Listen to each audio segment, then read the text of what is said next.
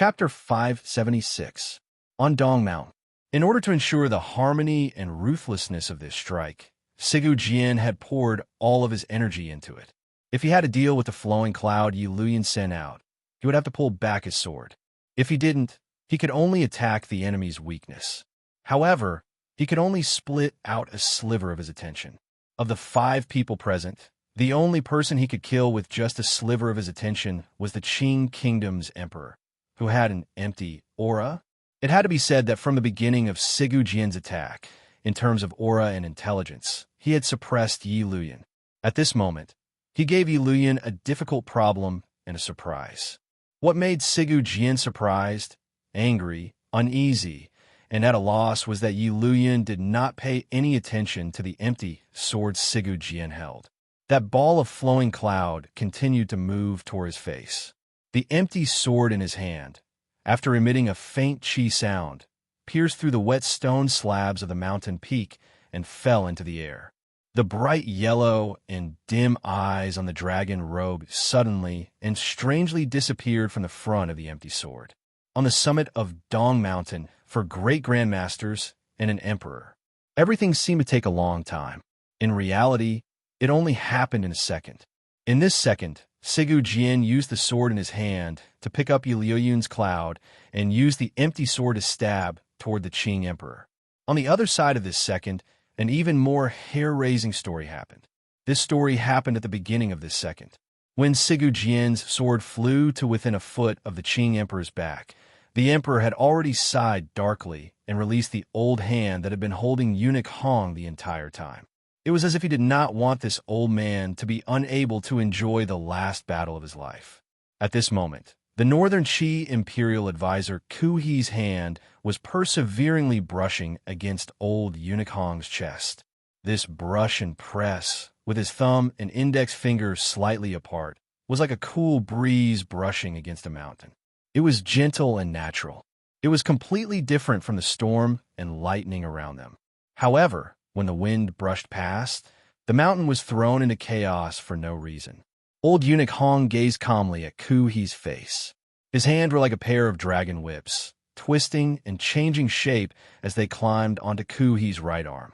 However, they did not stop his brush. With a muffled thud, old eunuch Hong's chest completely shattered. Under Ku He's natural and refreshing brush that contained the might of heaven and earth, his sternum was like a fragile piece of tofu. They all collapsed and caved in. Blood gushed out of old eunuch Hong's nose, and mouth. His life force was rapidly drained away as his sternum caved in. His blood gushed out wildly, and his vital energy flowed out. However, there was a hint of a faint smile, mockery, and killing intent in his aged eyes. An abyss-like feeling of emptiness came from his palm. Master Ku He's pupils suddenly constricted.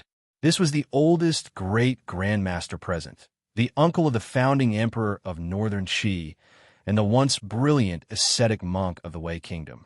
No one knew how many things had happened in his life. He had gone to the temple to seek the way and discussed martial arts with the world. His temperament was steady and natural. No one could compare to him. Today, the 4 great grandmasters were gathered at Dong Mountain. He had to pick up his sense of gain and loss again. He had to pull the heart of victory and defeat back into his hands. The tyrannical Zhenqi emanating from the body of this old eunuch, who had hidden himself in the Qing kingdom for many years, was like the dry wind in the surroundings.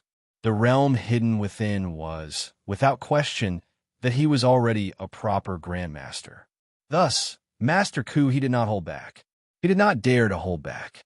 This second brush of leaning against the mountains and rivers already contained the bottomless heavens path Zhenqi in his body. In a battle between great grandmasters, some shocking changes could happen at any time. Thus, when Ku He's brush landed on old eunuch Hong's chest, he did not feel a glimmer of joy. The first brush had already been forcefully bounced back by the tyrannical Zhenqi in old eunuch Hong's body. Although this kind of qi circulation method was overly tyrannical and could not be maintained for long, Ku He thought that old eunuch Hong would certainly have a way to deal with his second brush. However, old eunuch Hong did not manage to block this brush. His chest shattered. The tyrannical aura on the old eunuch's body disappeared without a trace in an instant. No one knew where it had gone. Even if old eunuch Hong's chest suddenly became a metal plate and grew a second head, perhaps he would not be surprised. Yet, this scene made He feel incredulous. Where did the abundant and irresistible tyrannical Jinchi go? In the end, a great grandmaster was a person and not a god. Even with his and Sigu Jian's miraculous cultivation, it was impossible for them to abruptly disperse the aura that had already reached the peak of the human world in such a short time. It was like a ball filled with energy. How could it completely dissipate in an instant? The transfer of any kind of energy always required time. The shorter the time, the more terrifying the shaking during this process. Regardless of whether it was Sigu Jian, or Yi Luyun, if they were like old eunuch Hong and completely released all of the Jinchi in their bodies in such a short time, they could not avoid the fate of their bodies falling apart and dying in the next moment. Why? Why could old eunuch Hong do this? Why did he dare to do this?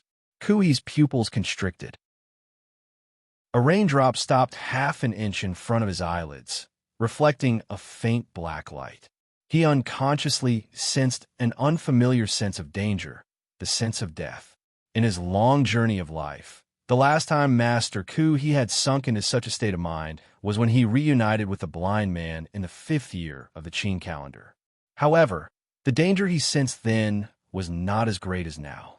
When these thoughts swept through Master He's mind like a sky full of raindrops, his gentle right hand had already shattered Hong Xiang's sternum.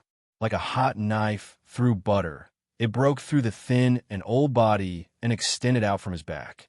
His heart, which had been shattered into 5 pieces, sprayed out arrows of blood in a frightening manner under the still curtain of raindrops. Hong Xiang was already dead. No one could survive after their heart had been shattered. His body was bent. He no longer had the godlike, domineering appearance that Sigu Jian had when he ascended the mountain. Instead, he was like a pitiful dwarf, covered in blood, hanging from He's right hand. Hong Xiang was not dead. Although his heart had been shattered and his breath was gone, the meridians in his body still maintained the state they were in before he died. All of his Jinchi was desperately being released toward heaven and earth. From the end of his meridians, it scattered into the surrounding nature. It was like a black hole.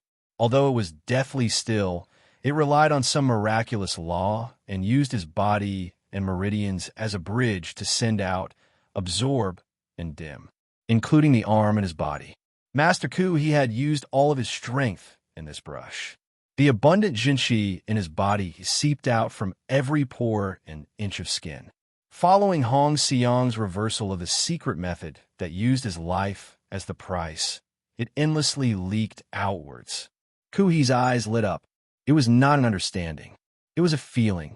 The raindrop less than an inch in front of his eyes was still floating in the air. He already understood that he had fallen into a trap. Dong Mountain itself was a trap. Hong Xiang was not a great grandmaster. The domineering aura he had released earlier at the top of the mountain was borrowed. His realm was also borrowed. It was because it was not his own that he was able to release it with all his strength at the expense of his body and spirit. That was why it appeared particularly ruthless and did not seem to be at the level a human should have. Hong Xiang had long prepared to die. Someone wanted to use his death to absorb a bit of his Jinchi. His final brush, which relied on the mountain and water, had already sent out his Jinchi. A gap had already appeared in the protection of his body and life. That person wanted to use this gap. That person had displayed the incomparably wondrous realm through Hong Xiang. Having no time to sense the changes between the sword fanatic and Lu Yun, Master He's eyes grew brighter. Like an autumn moon, it appeared without warning in a pool of green water. His favorite female disciple, Haitang, had the cleanest and brightest eyes in the world. If compared to He's eyes, it was like comparing a firefly to a bright moon. He was the person with the most meticulous perception of his surroundings in the world. His personality was the most gentle, but also the strongest. This could be seen from his trip to the temple many years ago. When he discovered that old eunuch Hong was a trap, his reaction followed. There was no one else in the world who could change so quickly. Perhaps it was only 100th of a second. He should have reacted a bit faster than the person who set the trap had imagined. But it was very likely a fatal time difference. Kuhi's eyes were as bright as the moon and as pure as the lone star. He took a deep breath. With this breath, it was as if he wanted to suck in all of the air on the peak of Dong Mountain. The old man's chest suddenly swelled up. His entire body seemed to have grown 2 inches. Following this breath, the supreme Jinshi of Tianyi Dao in his body also began to breathe from his right arm. It followed the natural inhalation and exhalation of the world and easily broke free from the pull of the aura emanating from Hong Xiang's body. It began to use the fastest speed to circulate through his meridians. Only Tianyi Dao's peaceful method could display such a fast change so naturally. There was no difference between time and stillness. There was no time to make any movement controlled by muscles. However, the Jinshi that flowed through a person's body like mercury and light could faintly break through the limits of time and complete its mission. The Jinshi flowed back. Eunuch Hong's thin and weak body turned into a mist of blood that filled the sky but did not have time to dissipate. No one noticed that Kuhi's left hand, which hung by his side, naturally curled up a finger and drew a semicircle in the air, making a hand gesture that had never appeared on this land. Following this hand gesture, the rain that filled the sky once again paused. The faint aura that was mixed in the wind and rain on the peak of Dong Mountain and soaked in the ruins of the ancient temple poured into his body at an astonishing speed. The aura summoned by the strange hand gesture was very weak. In such a dangerous moment, a stick of firewood or a drop of water were all precious existences in a battle between grandmasters. What exactly was this hand gesture? It could actually suck in Jinshi from the empty air and the eaves of the temple. Magic. The magic that the sorcerers practiced on the other side of the ocean. Yet, it had appeared in Master Kuhi's hands. On the rain-drenched Dong Mountain, the Northern Qi Imperial Advisor, Ku, he finally used his greatest trump card. He used a method that was usually of no help, but at this moment could help him speed up the recovery of his Jinshi. When he fought against Wu Zhu, he had not used this magical treasure. But now, he used it without hesitation. In the instant that old eunuch Hong died, before the mist of blood had time to disperse, a hand as white as jade, stretched out from the mist of blood. This scene appeared strangely strange. A hand as steady as white jade stretched out from the bloody mist. It was like a divine hand reaching out from the depths of hell to plunder all life in the world. In the instant he sensed this hand, the light in Kuhi's eyes grew brighter and brighter. His first reaction was normal. This hand should be Yi Liuyun's. Only Yi Liuyun's hand could be so steady and wondrous. However, Kuhi was not afraid. The Tianyi Dao Jinshi in his body had long returned to his body. The faint yuanqi of heaven and earth summoned by a miraculous spell had also seeped into his meridians through his 36,000 pores. The Jinshi in his body had already reached its peak. With each tremble, it had reached the limit that a human could contain. If Kuhi wanted to use old eunuch Hong's death to create an opening in his power, then Kuhi's strangely fast reaction and a magic hand gesture that no one had expected perfectly filled in this opening. In fact, it was a bit too perfect. That spotlessly white hand suddenly hid the radiance on its skin, but it appeared even more terrifying. Even in such a high-speed realm, it didn't tremble in the slightest. With an unbelievable level of stability and power, it passed through that bloody mist with incredible speed and pressed down. As it moved, the hand loosened 4 fingers. The index finger curled up slightly. The soft and firm fingertip broke the drop of rain an inch in front of Master Kuhi's eyes. It then gently landed between his brows. It was as if it was going to mark a bright red mole between his brows. The drop of rain was broken by the finger and turned into a small hollow water circle. Beautiful ripples floated around it as it slowly expanded. However, a red mole did not appear between Kuhi's brows. On the contrary, it grew brighter. It was as if all the light in Ku He's dimming eyes had been sent to the space between his brows. Master Ku He used the supreme Jinqi of Qiani Dao he had cultivated for decades, and the Yuanqi of heaven and earth he had summoned through a spell to gather between his brows and forcefully resist this beautiful finger. The slightly curled and steady index finger did not forcefully resist the pure Jinqi between his brows.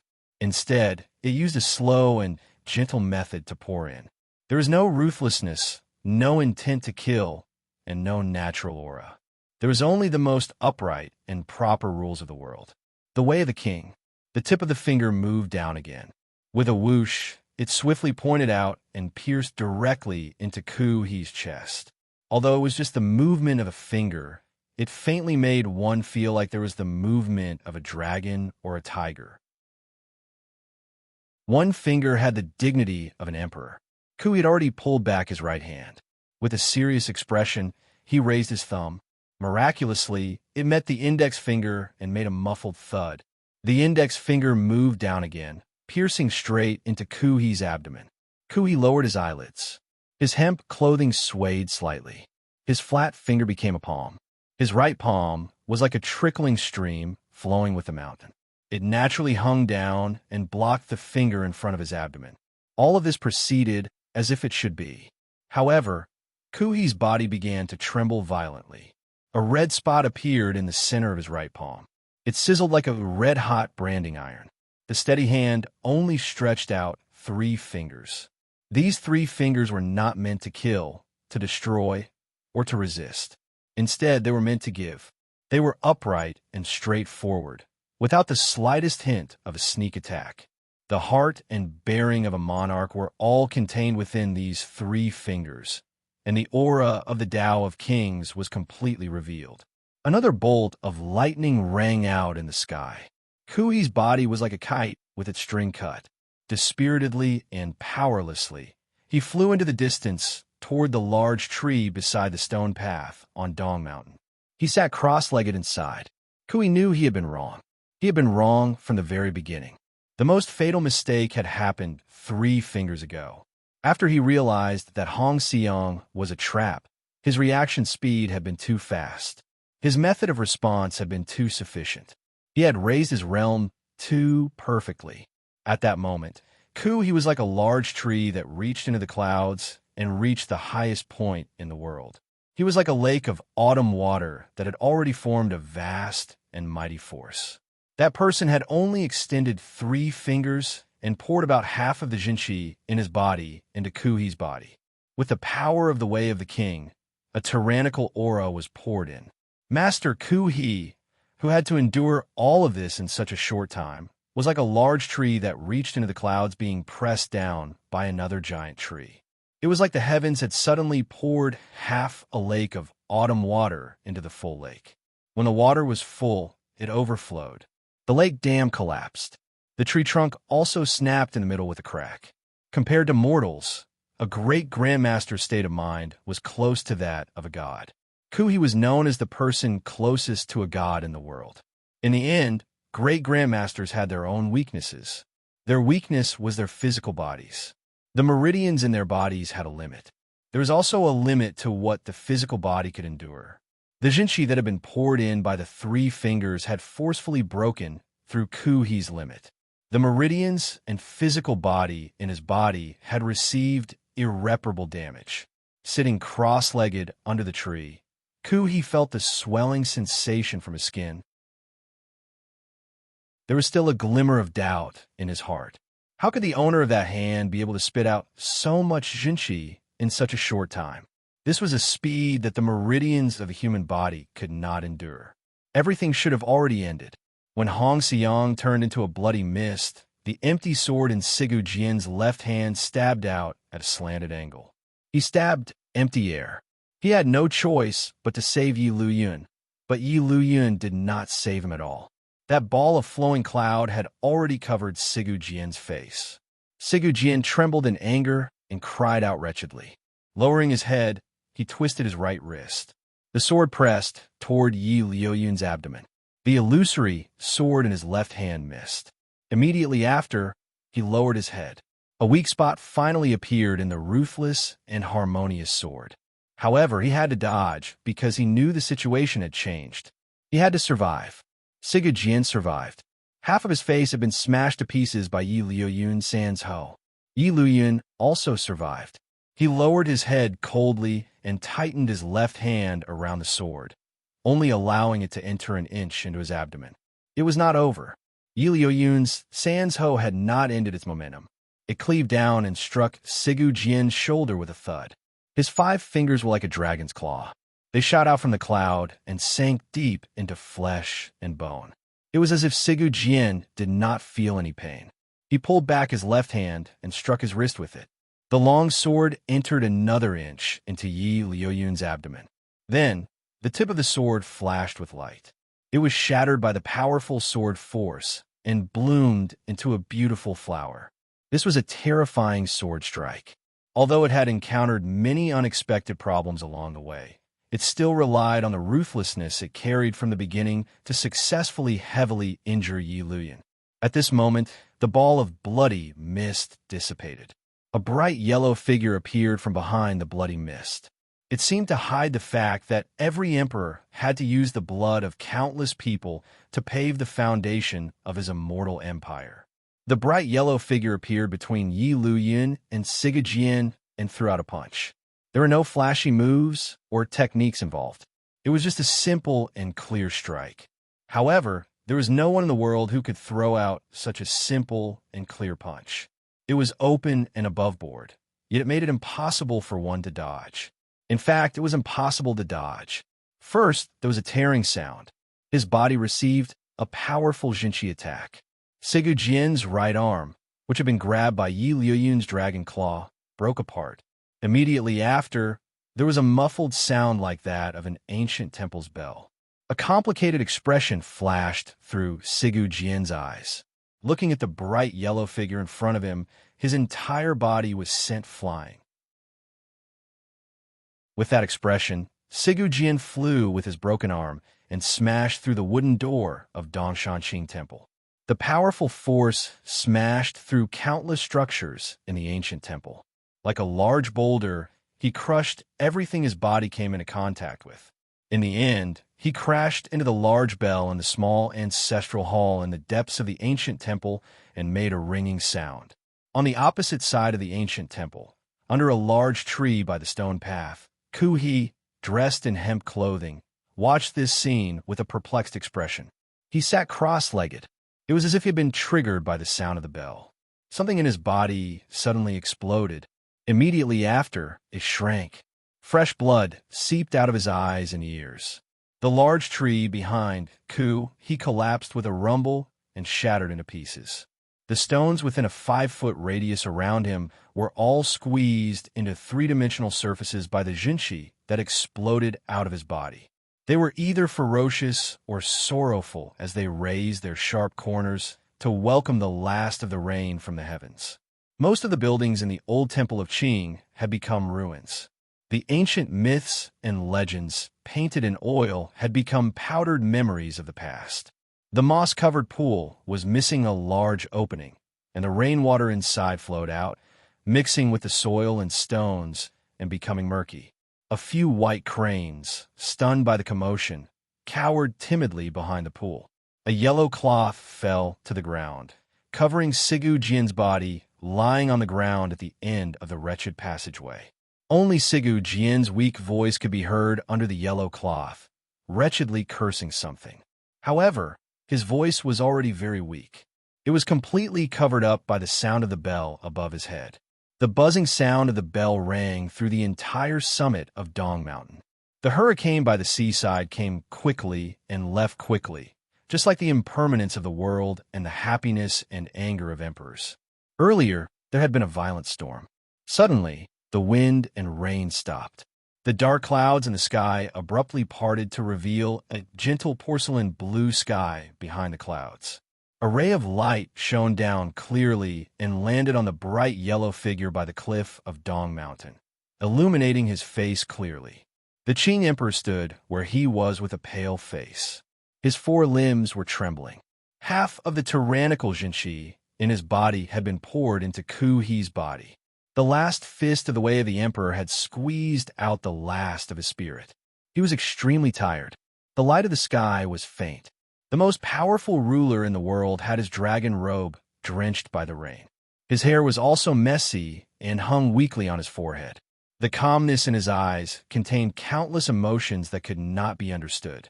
In his life, he had never been so wretched. In his life, he had never been so powerful. I hope everyone is satisfied. I need everyone's monthly votes to encourage me. I've done my best. I'm satisfied. Today's chapter will be later because I have to do my best. This is like the archery championship earlier.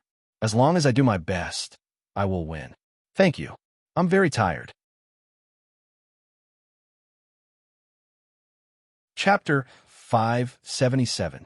On the shore of the ocean, on Dong Mountain, the umpteenth hurricane in the 7th year of the Qing calendar stopped without a sound. In the following period of time, this hurricane would bring rare rainwater to the Qing kingdom, which was already showing signs of a slight drought. Furthermore, it was very gentle and did not cause too great a disaster. After the attack of the storm, the old eaves of the old temple on the mountaintop had become a pile of ruins. The ground was covered in rubble. Mud and stone flew everywhere. It was a tragic sight to behold. The rainwater first washed over it, and then quickly flowed down the mountain, forming sections of pure white waterfalls on the jade-like precipices. Occasionally, there was a sliver of a faint blood-red color in the waterfalls. On the contrary, the mountaintop gradually became clean. There wasn't even a trace of the smell of blood left. Was such a scene created by the might of heaven or the Grandmaster's world-shaking battle? In reality, it was the might of heaven. The sky above the summit of Dong Mountain had gradually revealed its true appearance. The thick black clouds were blown away by the strong wind. At a speed visible to the naked eye, they quickly moved toward the sky inland in the west. A bright and clear light once again descended on the summit of the mountain and onto the body of the most powerful man in the world by the precipice. He was the most powerful person in the world, bar none. No one dared to call him by his name, because he was the emperor of the most powerful Qing kingdom. He was a famous general who had led an army on 3 northern expeditions, forcefully breaking the Wei kingdom into pieces and completely changing the shape of the world's territories. He was the schemer who used the emperor's schemes the most thoroughly, the most tolerant, and the most tenacious. Just these 3 identities were enough for him to be called the most powerful person in the world. Furthermore, at the end of the Dong Mountain killing situation, his last identity was revealed. The most mysterious of the 4 great grandmasters in the world, the strange creature rumored to have always guarded the Qing palace and not come out. Sigu Jian had entered Jingdou alone, but had been forced back by the tyrannical power released by the royal palace, thus indirectly proving his existence. It was the emperor of the Qing kingdom. This was the emperor's final trump card. Fan Xian had once been puzzled. Just what kind of foundation was the emperor's powerful self-confidence and natural bearing built on? Many people were guessing at the emperor's trump card.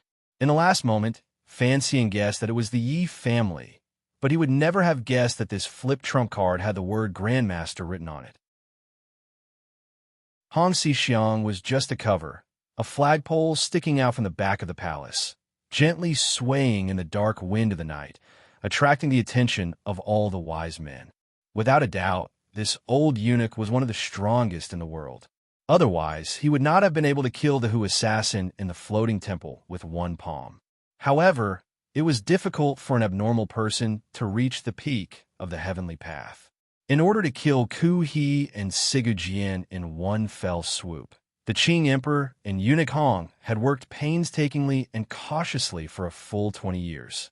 Old eunuch Hong had already gloriously completed his mission of 20 years and turned into a bloody mist that filled the sky. Washed by the torrential rain and washed by the cool wind, it entered the white waterfall and fell into the East Sea. It entered the moist air of the forest and moistened the earth. His life essence, blood, and flesh all merged into the beautiful landscape of the Qing kingdom and could no longer be separated. Looking at the middle-aged man in the bright yellow dragon robe, The people present who had luckily survived all sank into a boundless shock. Everyone's throat seemed to be pinched by an invisible hand, unable to make a single sound.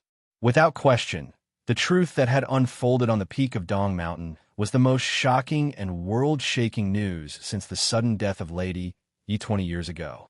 The ringing of the bell coming from the ruins of the ancient temple gradually grew weaker and calmed down.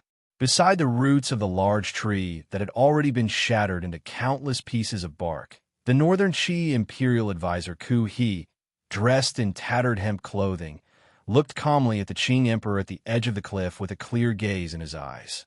The ruthless and tyrannical Jinshi in his body, he finally calmed down as the ringing of the bell stopped.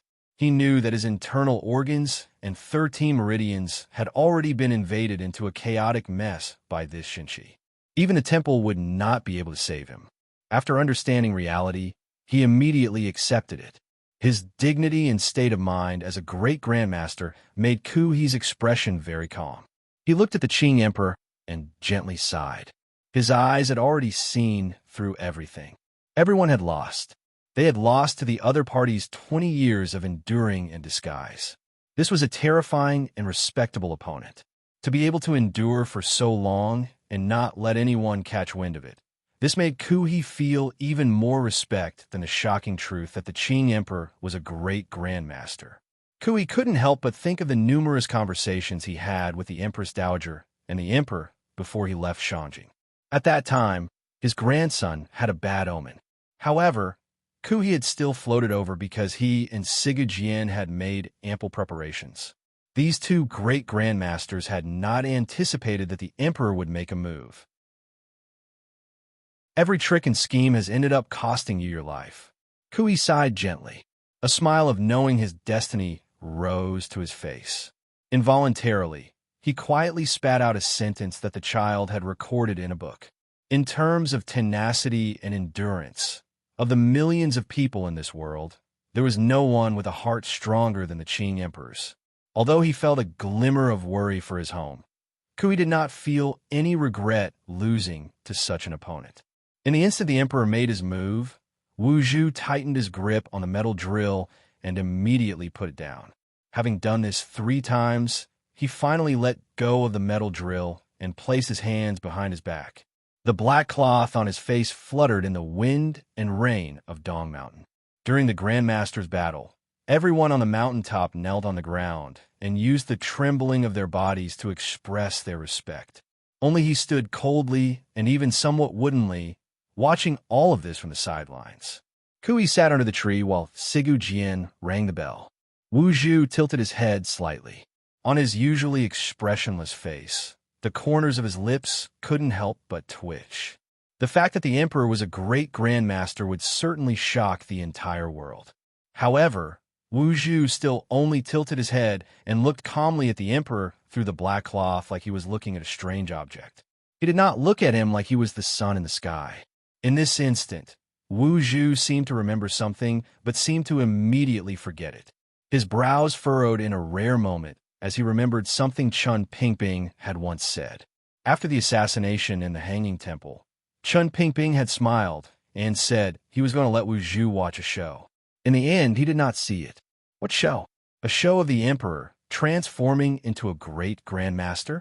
It looked like the secret that no one in the world knew had still been somewhat guessed by the old cripple closest to the Emperor. But why did he have Wu Zhu put on this show? Wu Zhu began to think.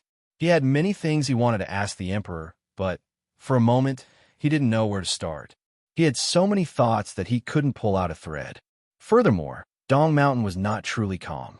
Although Ku He and Sigu Jian had been heavily injured, they were not dead. Given the Emperor's personality, since he had revealed his final trump card, he would not leave anything behind. Thus, Wu Zhu broke off his thoughts and took a gentle step forward. His step made everyone present feel a glimmer of fear and alarm. Although no one knew who this mysterious black-clothed figure was, the attitudes of the great grandmasters earlier had already made it clear that he was also a grandmaster ace. In the current situation, if he suddenly attacked, the 4 great grandmasters, including the Emperor, would probably all fall into pools of blood. Wu Zhu did not attack. He only looked calmly at the emperor.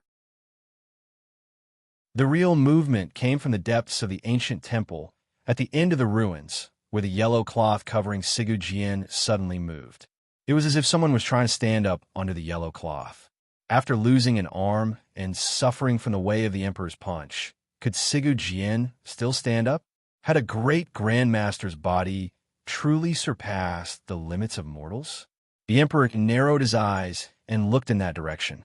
Everyone followed the emperor's gaze and looked in that direction. Kui was no exception. However, the imperial advisor only smiled bitterly. The yellow cloth was forcefully torn apart. A young man, covered in blood, crawled out from under the cloth. As he coughed, he tore the yellow cloth into strips. His face was determined and calm. Although it was covered in blood, there was not a glimmer of panic. Although he coughed endlessly, he did not stop the movements of his hands. There were so many eyes on the summit of Dong Mountain, particularly powerful figures who far surpassed mortals, staring at him. However, it was as if he could not feel them at all. He only lowered his head and moved. He was not Sigu Jian. He was Sigu Jian's last disciple, 13th Wang. Once 13th Wang set his mind on something, he would do it. He had never cared what other people thought or how they would stop him. Thus, as a disciple of the Sword Hut, he had accepted Fan Xian's orders and resisted the rebel army at the mountain gate. He had been sent flying dozens of feet by Yi Luyun, but he still bravely climbed to the summit. He was prepared to continue completing his mission when he saw his teacher's right arm cut off and fall to the ground. Thus, he stood out and tore apart the yellow cloth strips. He carried his heavily injured teacher on his back and used the strips of cloth to bind him tightly. With a crack, his right hand chopped off a thin beam on the ground. Holding it in his hand, he walked out of the door of the old temple and faced everyone on the summit. Sigu Jian lay on his disciple's body. A large, wretched hole had been punched through his abdomen. Fresh blood poured out and landed on 13th Wang's body. Immediately after, it dripped to the ground. There was a mournful smile on his face, but there was incomparable joy in it. He was on the body of his favorite disciple. 13th Wang, covered in blood, carried his blood-covered teacher. In an instant, the yellow cloth strips were dyed bright red. He held the thin beam in his hand. There was not a glimmer of fear on his face. He only stared fiercely at the middle-aged man in dragon robes. His meaning was simple. He wanted to carry Sigu Jian down the mountain. Who would stop him? In the mouths of the storytellers of later generations, the battle on Dong Mountain that shocked the world and affected future generations was filled with too many strange changes and killings. The people who participated in this matter were all the most respected figures in the world. Thus, when they talked about it, they were particularly excited. Often, they couldn't finish talking for 3 days and 3 nights. However, what they talked about in these 3 days and 3 nights was basically what happened in 1 second. In this second, the Qing emperor suddenly attacked. Yi Luyun was heavily injured, and Ku He and Sigu Jian had no way out. All of the storytellers had forgotten a relatively minor character, 13th Wang. For one, they didn't know the truth of the end of the Dong Mountain battle. For another, compared to these great grandmasters, 13th Wang was an unremarkable character. Although the Qing emperor had used up a great deal of vital energy, given his great grandmaster realm, if he wanted to kill 13th Wang, it would be as easy as lifting a hand. However, 13th Wang, this minor character, was still not afraid. He stared viciously into the Qing emperor's eyes as he gripped the thin beam tightly in his hand. It was as if in the next moment, he was going to use the wooden stick he had picked up on the ground to give the Qing emperor a shock. Yi Luyun, with a large wound in his abdomen, sat cross-legged not far from the Qing emperor's side, circulating his qi to heal. Looking at this scene, he couldn't help the glimmer of a smile full of admiration appearing at the corners of his lips. He sighed and said, "What a young man," sitting cross-legged beside the broken tree. Ku He's bitter smile gradually became clear. No one knew if he was thinking of his true last disciple, Begonia Duo, who was naturally in harmony with nature. He smiled slightly and sighed in admiration. Talented people appear in every generation, and the way of heaven changes. This is the principle. The Qing emperor looked calmly at the unfamiliar young man. A moment later, he smiled slightly. Then, he gently moved a step to the side and opened up a path for 13th Wang, who was carrying Sigu Jian on his back.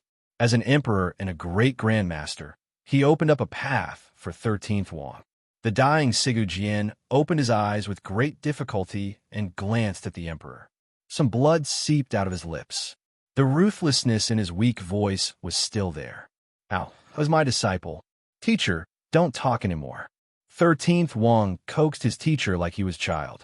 He did not immediately choose to go down the mountain after the Qing emperor unexpectedly opened up a path. Instead, under everyone's shocked gazes, he walked to the Qing emperor's side, lowered his body, and picked up something. He picked it up naturally, as if the Qing emperor, who was shining brightly, did not exist. What he picked up was Sigu Jian's severed right arm and the normal sword. 13th Wang carried Sigu Jian on his back. In one hand, he held a severed arm and a sword. In the other, he used a thin beam as his usual green banner. Just like this, he disappeared from the stone path of Dong Mountain. A moment later, the faint sound of Sigu Jian's wild singing and wailing, as well as a ruthless and sorrowful laughter, echoed through the mountain valley and did not stop for a long time. The emperor could kill 13th Wang and not do anything. It was not because he valued talent. Rather, it was because he knew the relationship between this young man, and then Sigu Jian laughed and cried. How could he not know this? A dying great-grandmaster, in his last moment, still wanted to see if the Qing emperor would make any mistakes. The emperor had not made any mistakes. There was no need for him to destroy Dongyi's future ahead of time and separate himself from the Qing kingdom's future. Although 13th Wang's determined state of mind moved him, he still did not think much of this young man. He was as confident as ever, arrogant and confident. After today, no one dared to disrespect this confidence. The emperor knew that Sigu Jian was dead for sure. He knew what kind of damage a full-powered punch of the way of the emperor would bring. Even if Sigu Jian could linger on for a while, what did a bettered great-grandmaster with a severed arm count for? Of course, this was still not enough to explain why he would move out of the way. Given his personality, all enemies should be eliminated at the best opportunity. Fan Xian was also not the true reason he was considering. The true reason the emperor did not attack was because Wu Zhu had taken a step forward. Sigu Jian left. Kui also left. He floated away. The imperial advisor of Northern Qi floated away to his homeland and painfully waited for the last few days of his life to be tormented. After this battle, 2 of the 4 great grandmasters in the world were gone. The power balance between the 3 powers had finally undergone an earth-shattering change. The biggest obstacle to the Qing kingdom unifying the world would no longer exist. It was not until he had also left the summit of Dong Mountain did Wu Zhu slowly pull back his foot that had stepped forward in his silent threat. In the entire world, only Wu Zhu dared to threaten the Qing emperor at such a time. The Qing emperor looked at him calmly and warmly and said, "Lao Wu, I need an explanation from you." In front of Wu Zhu, the emperor naturally referred to him as Lao Wu and didn't refer to himself as emperor. Wu Zhu slowly lowered his head. A moment later, he said, "I don't like it." This blind great-grandmaster had been recovering on the summit of Dong Mountain for over a year. He seemed to have remembered something. He became more and more talkative, and his expressions became more and more colorful. He was becoming more and more like a normal person. He also began to have emotions that a normal person should have, such as like and dislike. However, his emotions were rather extreme and did not match the coldness on his face. If he didn't like it, then he didn't like it. Who cared about unifying the world? Who cared about the shocking situation you spent 20 years building? If you didn't like it, then don't do it. Young master told me to protect your safety. Wu Zhu raised his head and looked at the emperor through the black cloth. You are safe now. It had been some time since he had called Fan young master. The Qing emperor's expression was calm. There was not a glimmer of anger. He knew that when Lao Wu and Yi Qingmei were in Dongyi, he had some old friendship with Sigu Jian. As for he He also knew that the young lady of the Fan family was still under Ku He's tutelage. However, those two great grandmasters were already crippled and about to die. The Qing emperor was not worried about anything. Calmly, he looked at Wu Zhu and said, "Lao Wu, come back to Jingdo with me." Wu Zhu lowered his head and thought for a moment. A moment later, he raised it and said, "I remember some things, but I don't remember that person was you." That person was the person who had practiced the upper and lower scrolls of the nameless martial secret. When Fan Xian was young, Wu Zhu had once told him about it. However, he didn't remember who had practiced it. Only now did he remember that it was the Qing emperor. The black cloth on Wu Zhu's face appeared particularly straight. "Goodbye." Wu Zhu said this last goodbye to Yi Luyun, who was sitting cross-legged and healing. After saying this, he gripped the metal drill at his waist with one hand and calmly walked toward the stone steps, beginning to descend the mountain. He didn't say another word to the emperor. He also didn't express farewell to the old temple he had lived in for more than a year. He once again disappeared from the stone steps. Everyone had left. Only the emperor stood alone on the summit of the mountain. Ku He and Sigu Jian were certain to die today. The plan of many years had been realized. His grand ambition to unify the world was about to begin. However, there was not much joy on the emperor's face. He just stood quietly and welcomed the sun in the sky and the slightly damp sea breeze. He appeared somewhat lonely and desolate. It was lonely to be at the top. It was difficult to find someone who could stand shoulder to shoulder with him. Regardless of who it was, in this instant, they would all feel a strange emotion. However, this kind of emotion did not last long. There were many people who had survived on the summit. Most of the officials who had come to worship heaven were still alive. More than half of the priests in the Qing temple had survived. Although the battle between the great masters was incomparably mysterious, it was strangely controlled within a perfect boundary, other than the last punch and the temples that had been crushed. Only now did the people on the summit shake off their shock.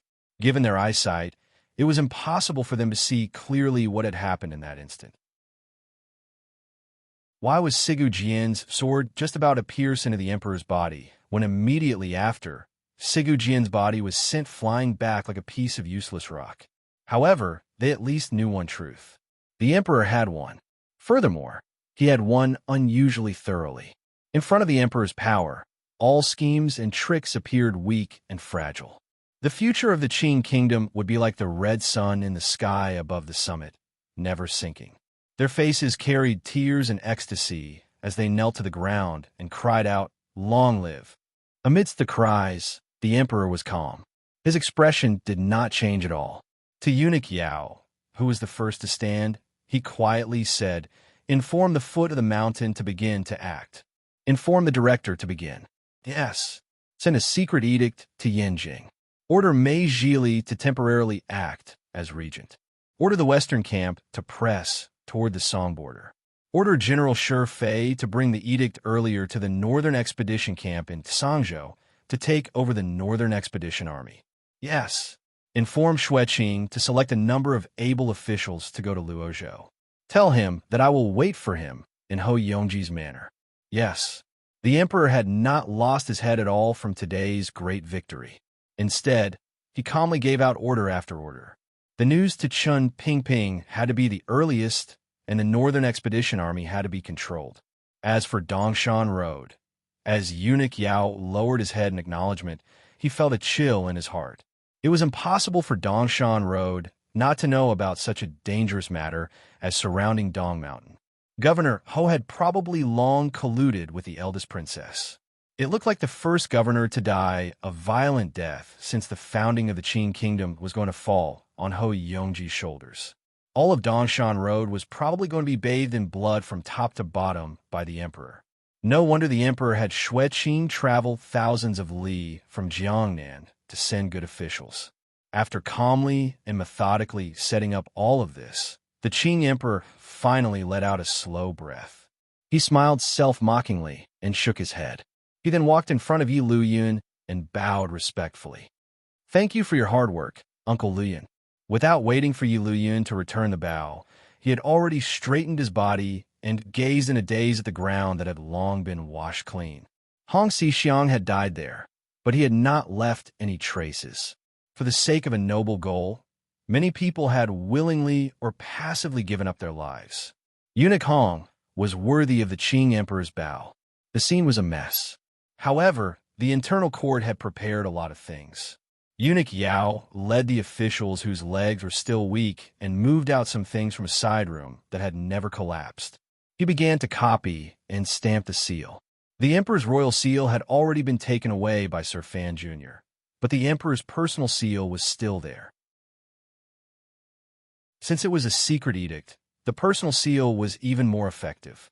After the first wash of the heavy rain, Dong Mountain welcomed the sun. A few white pigeons flew away from the summit of the mountain and circled a few times in the blue sky before flying off in all directions of the Qing kingdom. What they brought was not the news of the flood receding or the will of peace. Instead, it was the transmission of a powerful ruler's will. The flat summit of Dong Mountain had been calm until now. Suddenly, a massive rumble rang out. It didn't shake up any sand or stone, but it did raise some splashes of water. The entire area in the middle of the summit sunk 3 feet. It was as if a god had dropped a hammer and struck it. Only now did the true effect of a battle between great grandmasters reveal its terror and terror. As the two forces intersected, the compressed vital energy seeped into the world and forcefully collided with nature, changing the shape of the land. The emperor didn't look at the large pit. He only raised his head and watched the white pigeons fly in the sky and gradually fly further and further away. His expression was calm and incomparably confident.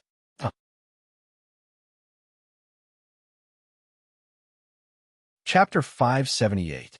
The emperor issued a few secret edicts in succession. He then furrowed his brows and said something in a low voice to Eunuch Yao. Eunuch Yao was slightly startled, but his head was lowered very low, terrified of revealing even the slightest inappropriate emotion. The Qing emperor had used himself as bait to kill the two great grandmasters in the Dong Mountain situation. Naturally, he was prepared for everything that happened under heaven, such as the 5,000 rebel soldiers at the foot of Dong Mountain and the rebellion that was about to happen in Jingdo. Since the eldest princess had the power to create such a large situation, she would not pass up the opportunity to control the Qing kingdom in one go. This opportunity was bestowed upon her by the emperor. Once the situation developed, if he wanted the Qing kingdom to maintain a stable development, it seemed that the emperor, far away in Dong Mountain, could only rush back to Jingdo and use his supreme authority to stabilize the situation in Jingdo. The emperor had long ambushed provincial soldiers in Jiangbei. It did not involve the movements of the Bureau of Military Affairs. It was all planned in secret with Xue Qing and the governor of Jiangbei Road. Naturally, it would not disturb the power of the Qin family. With such an ambush army, how could the 5,000 rebel soldiers at the foot of Dong Mountain be enough? All of the conspirators saw the emperor as a fierce tiger in a trap. They did not think that this fierce tiger had actually been standing by the side of the trap the entire time, watching coldly as the hunters lost their footing. If the Qing emperor wanted to rush back to Jingdo and forcefully suppress the internal chaos, it would not be difficult. However, when the emperor and Chun Pingping had spoken twice by the palace pillars in front of the royal study and decided on this plan, he had never thought that once he finished the Dong Mountain matter, he would use the army to sweep through Dongshan Road and then return to court to tidy up state affairs. Although the Dong Mountain matter had happened by the seaside, its effects had spread throughout the entire Qing kingdom. For him, this was a rare opportunity. After a long period of planning, the main goal of the Dong Mountain matter was to remove the two biggest obstacles to the Qing kingdom's unification of the world. This was the so-called external threat. However, the external threat had been removed. What about the internal threat? This was an opportunity for the emperor. He would use his death to lure out all the restless elements in the court. Once the officials, who usually appear to be incomparably loyal to him, knew of his death, would they still follow his final edict? Would they still have any respect for him?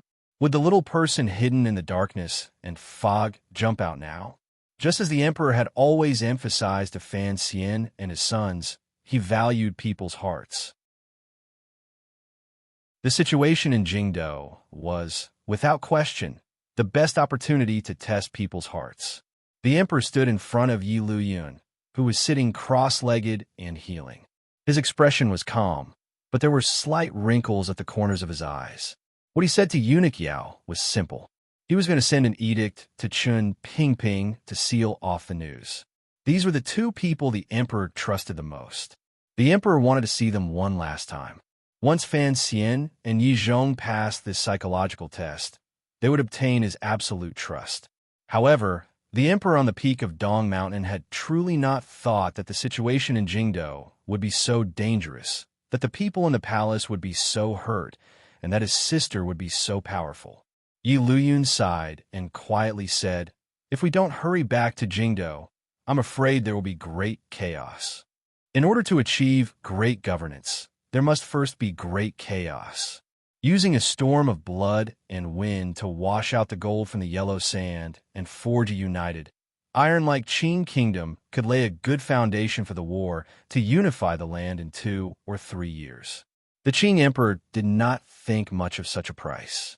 However, he also did not underestimate his sister. He knew that if this happened, the entire Qing kingdom would probably sink into a storm. "I fought for this land," the emperor said coldly. "Even if Yunrui sits firmly in Jingdo, I can still fight back." After these words were said, the emperor didn't say anything more. After coughing, he slowly walked toward the blood-stained mountain gate at the foot of Dong Mountain with Eunuch Yao's support. The signal arrow had already been raised. The sounds of killing rang out again at the foot of the mountain. The officials and attendants accompanying the heaven worship came down the mountain with faces full of fear. A number of people had already made a stretcher. Humbly, they helped Yi Luyun lie down. The transmission of information in this era was unusually slow. Chun Pingping, far away in Jingdo, had already arranged everything. The Overwatch Council was powerful enough to seal off any true information from Dong Mountain Road. The emperor had calculated that at the beginning of the rebellion, his proud and crazy sister would send news of his death back to Jingdo and push the entire situation into a crazy situation from which there was no way to recover. Since the eldest princess had started the Dong Mountain incident, regardless of whether the emperor was alive or dead, she had to handle all matters in Jingdo with the mentality that the emperor was already dead. This was the madness of staking everything on one throw. However, Ku He and Sigajian were still alive. The 5,000 rebel soldiers at the foot of the mountain and the Jiaozhou Navy rebel army on the sea could not be completely destroyed. At most, in another 7 days, the true situation at Dong Mountain would get out. Given the distance between the two places and the Overwatch Council's ability to seal off information along the way, in about 30 days, the people of Jingdo would know of this earth-shattering news. At that time, the eldest princess would presumably have already started for a dozen days. No one knew if Jingdo could be held. As the emperor walked silently down the mountain, he thought about all of this. Although he was confident, he still did not want his Jingdo or his Qing kingdom to see too much turmoil. Comparing the two, he was still willing to take a risk and see the sincerity hidden in the deepest parts of people. He wanted to see the power of people, particularly Fan Xian's. He wanted to see whether or not Fan Xian could understand the heart of a monarch and help the emperor guard his homeland. He had not thought that Fan Xian would fight a beautiful battle, but be restrained by the eldest princess with even more beautiful methods. In the end, Fan Xian had guessed the emperor's thoughts. However, the methods he used to protect his Jingdo home were things the emperor had never expected or wanted to see. No matter how the emperor calculated, he still missed one thing. It was the Empress Dowager's attitude. This emperor, famous for his filial piety and known to rule the world through filial piety, had forgotten that his mother was actually like him. She would forever place the Qing kingdom and the survival of the royal family first. Other than his own life, it was more important. Before he went down the mountain, the emperor, who had just obtained the greatest success of his life, still calmly gave one last order: capture alive the leader of the rebel army at the foot of the mountain. Although the black-clothed man at the foot of the mountain was not a great grandmaster, he was another important figure in the Qing emperor's heart. Wang Qinian lowered his head and fled down the mountain through the dense forest in the wind and rain. Before Ku He's first palm landed on old eunuch Hong's chest, this Overwatch Council official, who had seen the opportunity quickly, had secretly slipped down the mountain while no one was paying attention. He was known as the Two Wings of the Overwatch Council. Back then, he had been a great bandit who had swept through Dongyi and northern Qi. When he did this kind of sneaky action, it was truly sharp. The sharp edges of the leaves brushed past his body. Although they were unable to cut through the Overwatch Council's special robes, they still shocked him. He didn't know what would happen at the top of the mountain. He only knew that such a scene was not something someone of his level should be prying into or curious about. In his opinion, the emperor was dead for sure. No one could survive the combined attack of 3 great grandmasters. Thus, he decided to flee at the first opportunity. His thoughts were simple. He had to send this shocking news to Jingdo at the first opportunity. Although he didn't know if he would be able to run into Fan Xian, who was also fleeing, he had to at least notify Director Chun. Jumping over a call, he cautiously used the wind, rain, and trees as cover. He had already come to the middle of the mountain without a sound. At this moment, he heard a muffled sound at the top of the mountain, followed by the sound of a bell. It was the moment the Qing emperor had punched out with the way of the emperor's killing fist, and Sigu Jian's heavily injured body crashed into the ancient temple's bronze bell. Wang Qinian paused and continued to lower his head. He hadn't walked for long when he felt some movement behind him. Unconsciously, he hid his body in a pile of weeds and watched the slanted stone path in the distance. 2 bloody people walked down the stone path. Wang Qinian was familiar with the young man. It was 13th Wang, whom he had interacted with for a long time in Jiangnan, who was on his back. Wang Qinian's eyes widened. Listening to the weak but comical conversation between the 2 bloody people, he finally knew who 13th Wang was carrying. The bloody person with the broken arm was 13th Wang's teacher. Wang Qinian was Fan Xian's most trusted aide. He even knew about the matter of the chest. Naturally, he also knew 13th Wang's true identity. 13th Wang was the last disciple of Dongyi's Sigu Jian. Then, his teacher was Sigu Jian. Wang Qinian's shocked pupils constricted. He didn't even dare to breathe loudly. He could only calmly watch this strange and sorrowful pair of teacher and disciple walk down the stone step by step. A moment later, he came back to his senses. He was still slightly absent-minded. He wondered what had happened on the summit of the mountain. Who in this world could injure Sigu Jian to such an extent? Before Wang Qinian could wake up from his shock, a hemp-clothed figure floated down the mountain in a strange posture. Wang Qinian looked at this scene and almost vomited blood. What was going on with Master Kui? Magic? Looking at this old bald donkey's face, why was it like a zombie's? 2 great grandmasters had walked past Wang Qinian's eyes one after another. Furthermore, they had left in such a dejected manner. Perhaps they had already discovered Wang Qinian's hiding like a field mouse. At this moment, how could the 2 great grandmasters who didn't have long to live have the energy to pay attention to him? However, Wang Qinian was extremely shocked. He couldn't understand how the 2 grandmasters, who had charged to the top of East Mountain like gods, could become like this in such a short time. After a long time, he straightened his body with trembling legs and turned his head toward the peak of Dong Mountain that rose into the clouds. He thought to himself, had the emperor won? Perhaps he should return to the summit of the mountain to see what had happened. However, the shock in his heart and a faint sense of fear urged his legs to continue walking down the mountain. Past noon and into the night, the sounds of killing rose up from all directions at the foot of the mountain. Wang Qinian, who had been hiding in the darkness like a bat, finally took the opportunity to break out of the battlefield. He finally confirmed the reality that the emperor was still alive and well. The rebellion had failed. The great grandmasters were doomed. He made a decision on his own. He would no longer follow the heaven worship procession. Instead, he ran toward Jingdo as fast as he could. He had to tell Fan Xian the truth of this matter and provide background information that Sir Fan Jr. could use for reference. Only then could he prevent Fan Xian from making an unforgivable mistake in Jingdou. Wang Qinian was an official of the Overwatch Council and an official of the Emperor. He was certain of only one identity. He was Fan Xian's trusted aide. He knew too many things about Fan Xian and too many thoughts. He was very afraid that Fan Xian would make some wrong decisions because of the Emperor's death. It was just like how the Jiaozhou Navy Admiral Su Maokai had advised Fan Xian to make a decision on the boat. For some reason, Wang Qinian guessed the Emperor's thoughts. He was terrified and worried for Fan Xian and everyone in Jingdou. Thus, he used the fastest speed and experienced countless twists and turns to rush back to Jingdou. He rushed ahead of the Overwatch Council and the eldest princess spies. Carrying this world-shaking news, he came to Qin Garden.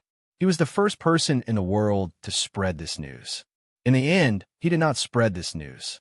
The old cripple of the Overwatch Council had directly tied him up and gagged his mouth, not giving him any chance to spread the news. In the few days after the old cripple learned of the situation on Dong Mountain, he developed a new habit. He often sighed to his old servant. You have to know that it is not an easy thing to make a person die. When Wang Qinian prepared to slip down the mountaintop, Gao De had already slipped away. These trusted aides at Fan Xian's side had, without question, been infected with too much of Fan Xian's scent. They were different from most people in this world.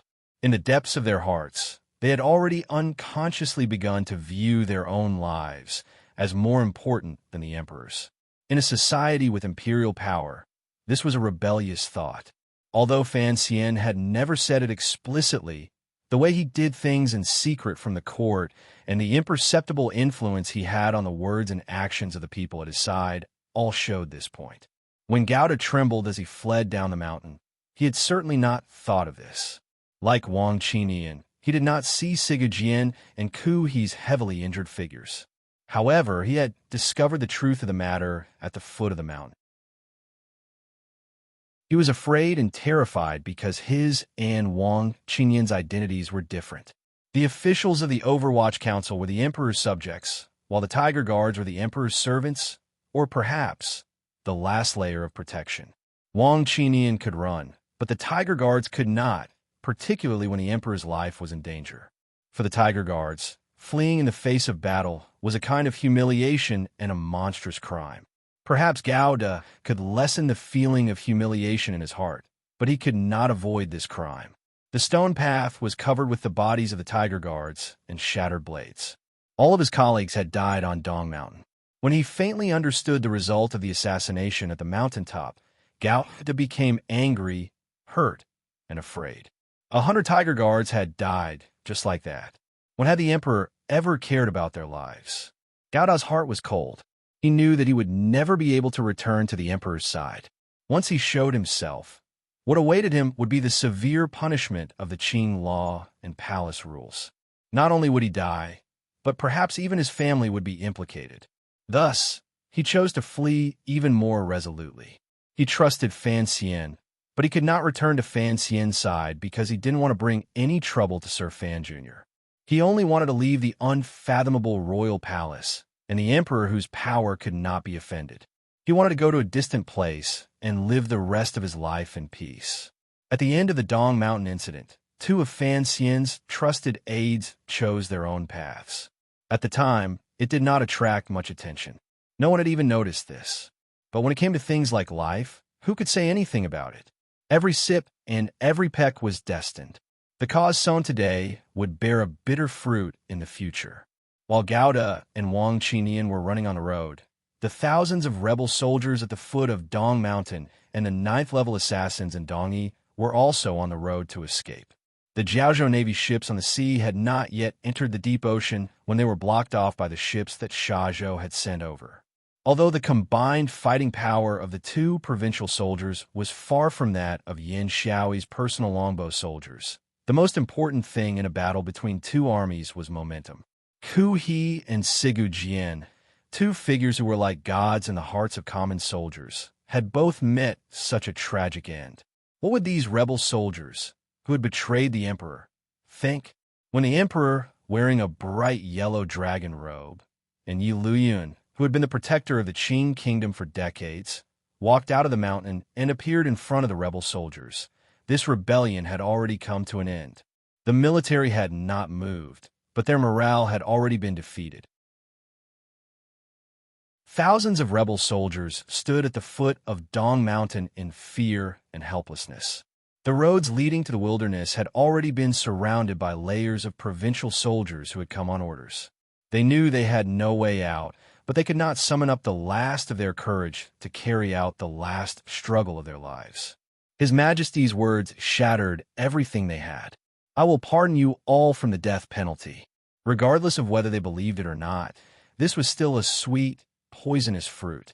The rebel army abandoned their weapons and surrendered, but it was unknown how they would be massacred and cleansed in the next 2 years. When the provincial soldiers began to surround them, before the Qing emperor had come down the mountain, the Qing emperor had not yet come down the mountain. After attacking the mountain, Yun Jilan and a group of Dongyi assassins still had a dozen people left. They received Sigu Jian, who 13th Wang had bravely carried down from the mountain. Knowing the truth at the summit, they broke away from the rebel army with chills all over their bodies and began to kill their way into the woods in the north. Such a group, indeed, had a powerful killing power.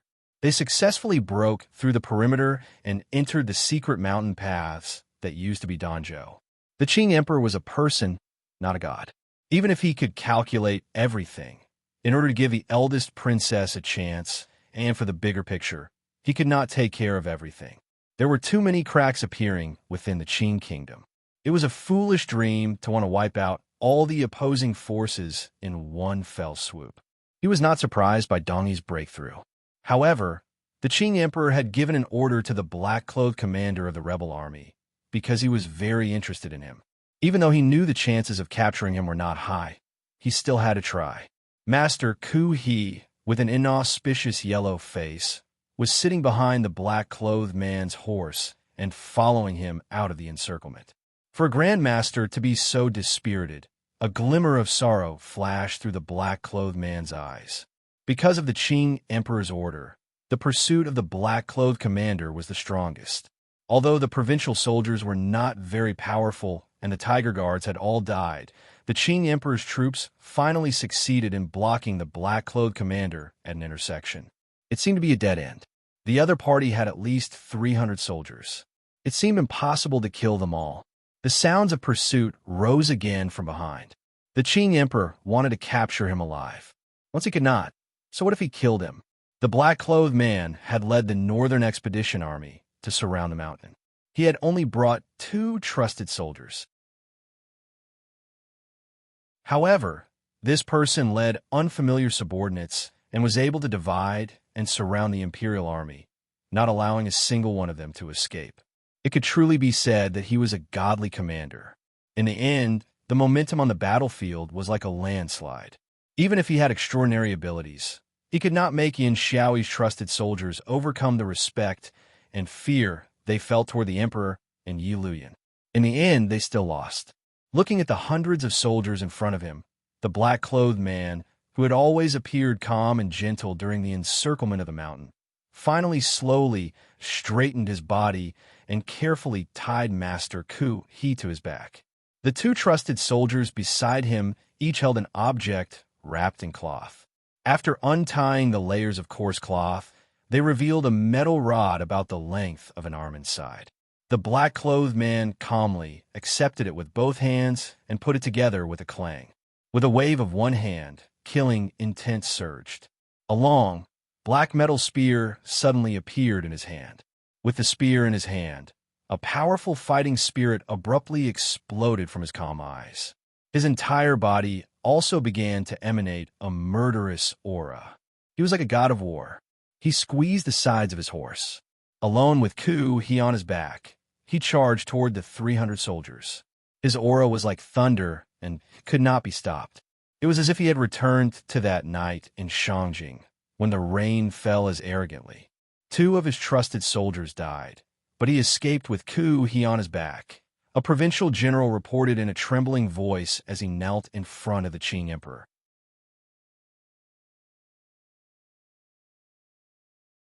Chapter 579.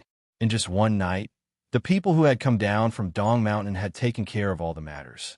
For the first time in the history of the Qing kingdom, a rebellion in broad daylight had ended miserably. At least, the regicide had ended miserably and could not cause any more waves. Everyone, including the emperor, cold-blooded and slightly nervous, waited for the changes in Jingdo in a dozen days. The emperor was already very tired. Getting rid of the two great grandmasters, Ku He and Sigu Jian, was indeed the most beautiful page of his life, but it had also used up too much of his strength and spirit. Particularly after such a long plan had become reality, the influence it had on his spirit made him not as powerful as people appeared. In his life, this was actually his weakest and easiest time to be defeated. However, no one realized this. No one dared to take advantage of this. Other than surrounding Dong Mountain and sealing off the news, tens of thousands of provincial soldiers were also desperately chasing Dong Yi and Northern Qi's two powers that had sneaked into the country. The tiger was dozing off, but he forcefully narrowed his eyes and flashed with a cold light, scaring those who dared to offend him into wretched prey. Shang Shanhu was alone and had to take Ku He to the north, so he was powerless to do anything. Although Yun Jilan, who was temporarily in charge of Dong Yi's affairs, was also a master of swordsmanship, he was not a master of the art of war. He would not have thought that he would be able to turn back and seek some earth-shattering effect. This had nothing to do with courage. The Overwatch Council had already begun to move. The people from the 3 roads of inspections that had been arranged beforehand were densely spread out on every road from Dongshan Road to Jingdo. Although Chan Pingping was in Jingdo, his subordinates still displayed the powerful and glorious tradition of the Overwatch Council and displayed a terrifying ability to seal off information.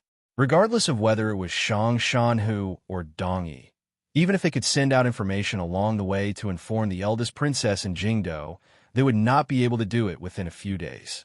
Additionally, they had taken a long detour to avoid being killed the entire way. When the truth of what happened at Dong Mountain reached Jingdo, it took 10 days longer than usual. The inconvenience of sending information brought Emperor Chen Pingping great convenience. Fan Xian was deep in the mountains carrying out his final battle with Yin Xiaoyi. He didn't know what had happened on Dong Mountain.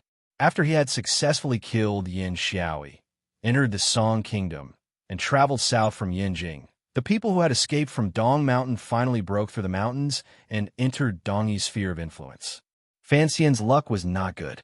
He had left the Song Kingdom a few days early, so he did not hear the news. Not long after he entered the Qing Kingdom, the commander of the Yinjing camp had already received a secret edict and secretly took over the leaderless northern expedition camp. At the same time, he forcefully separated the borders between the 3 countries. Strangely, regardless of whether it was the Northern Qi or Dong Yi people returning, they all seemed to unconsciously close their mouths tightly.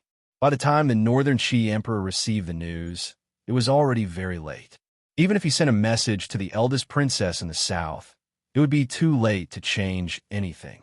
Sigu Jian of Dong Yi, this madman, heavily injured and on the verge of death, for some reason, did not try to notify Li Yunrui in Jingdo.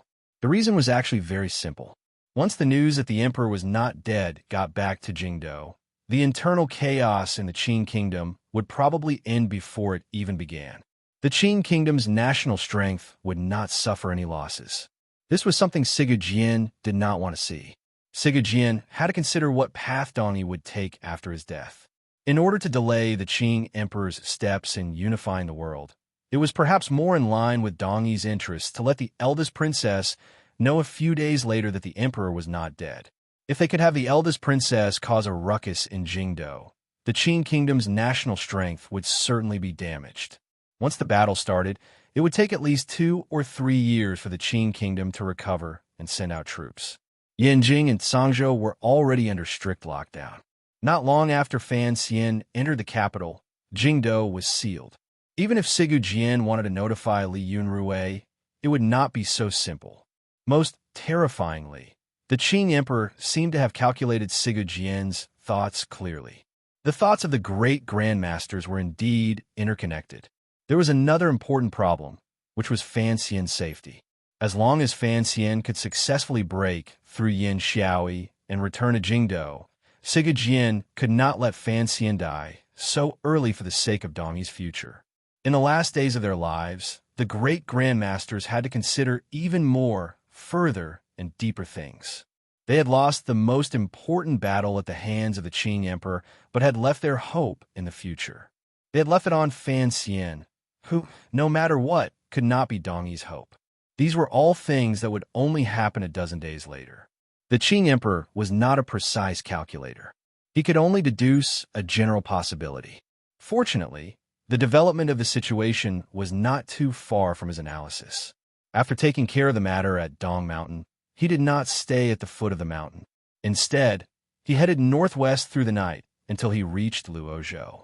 In the early hours of the morning, he entered the city and took up residence in Governor Hou Yongji's manor.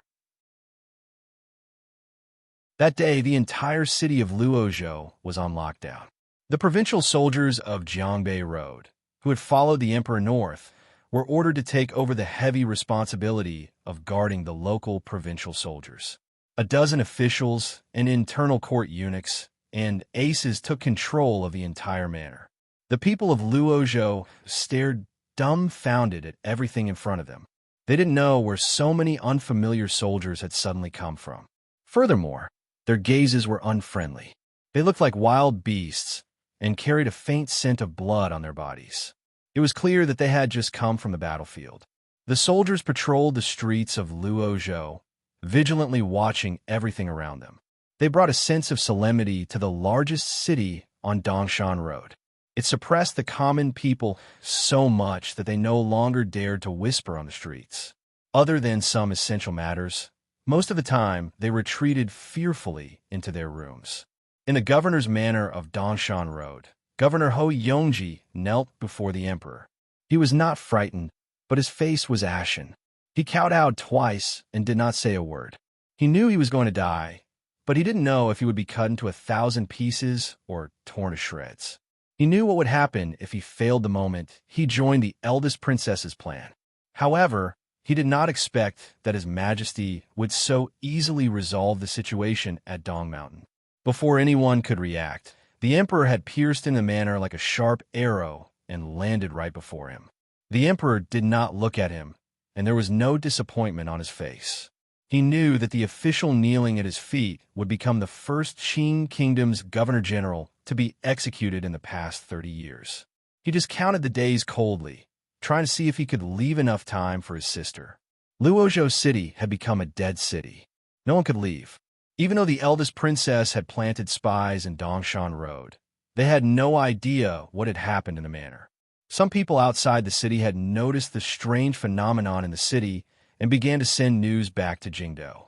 However, every time they traveled a few dozen li, they would be killed by the Overwatch Council spies disguised as various characters.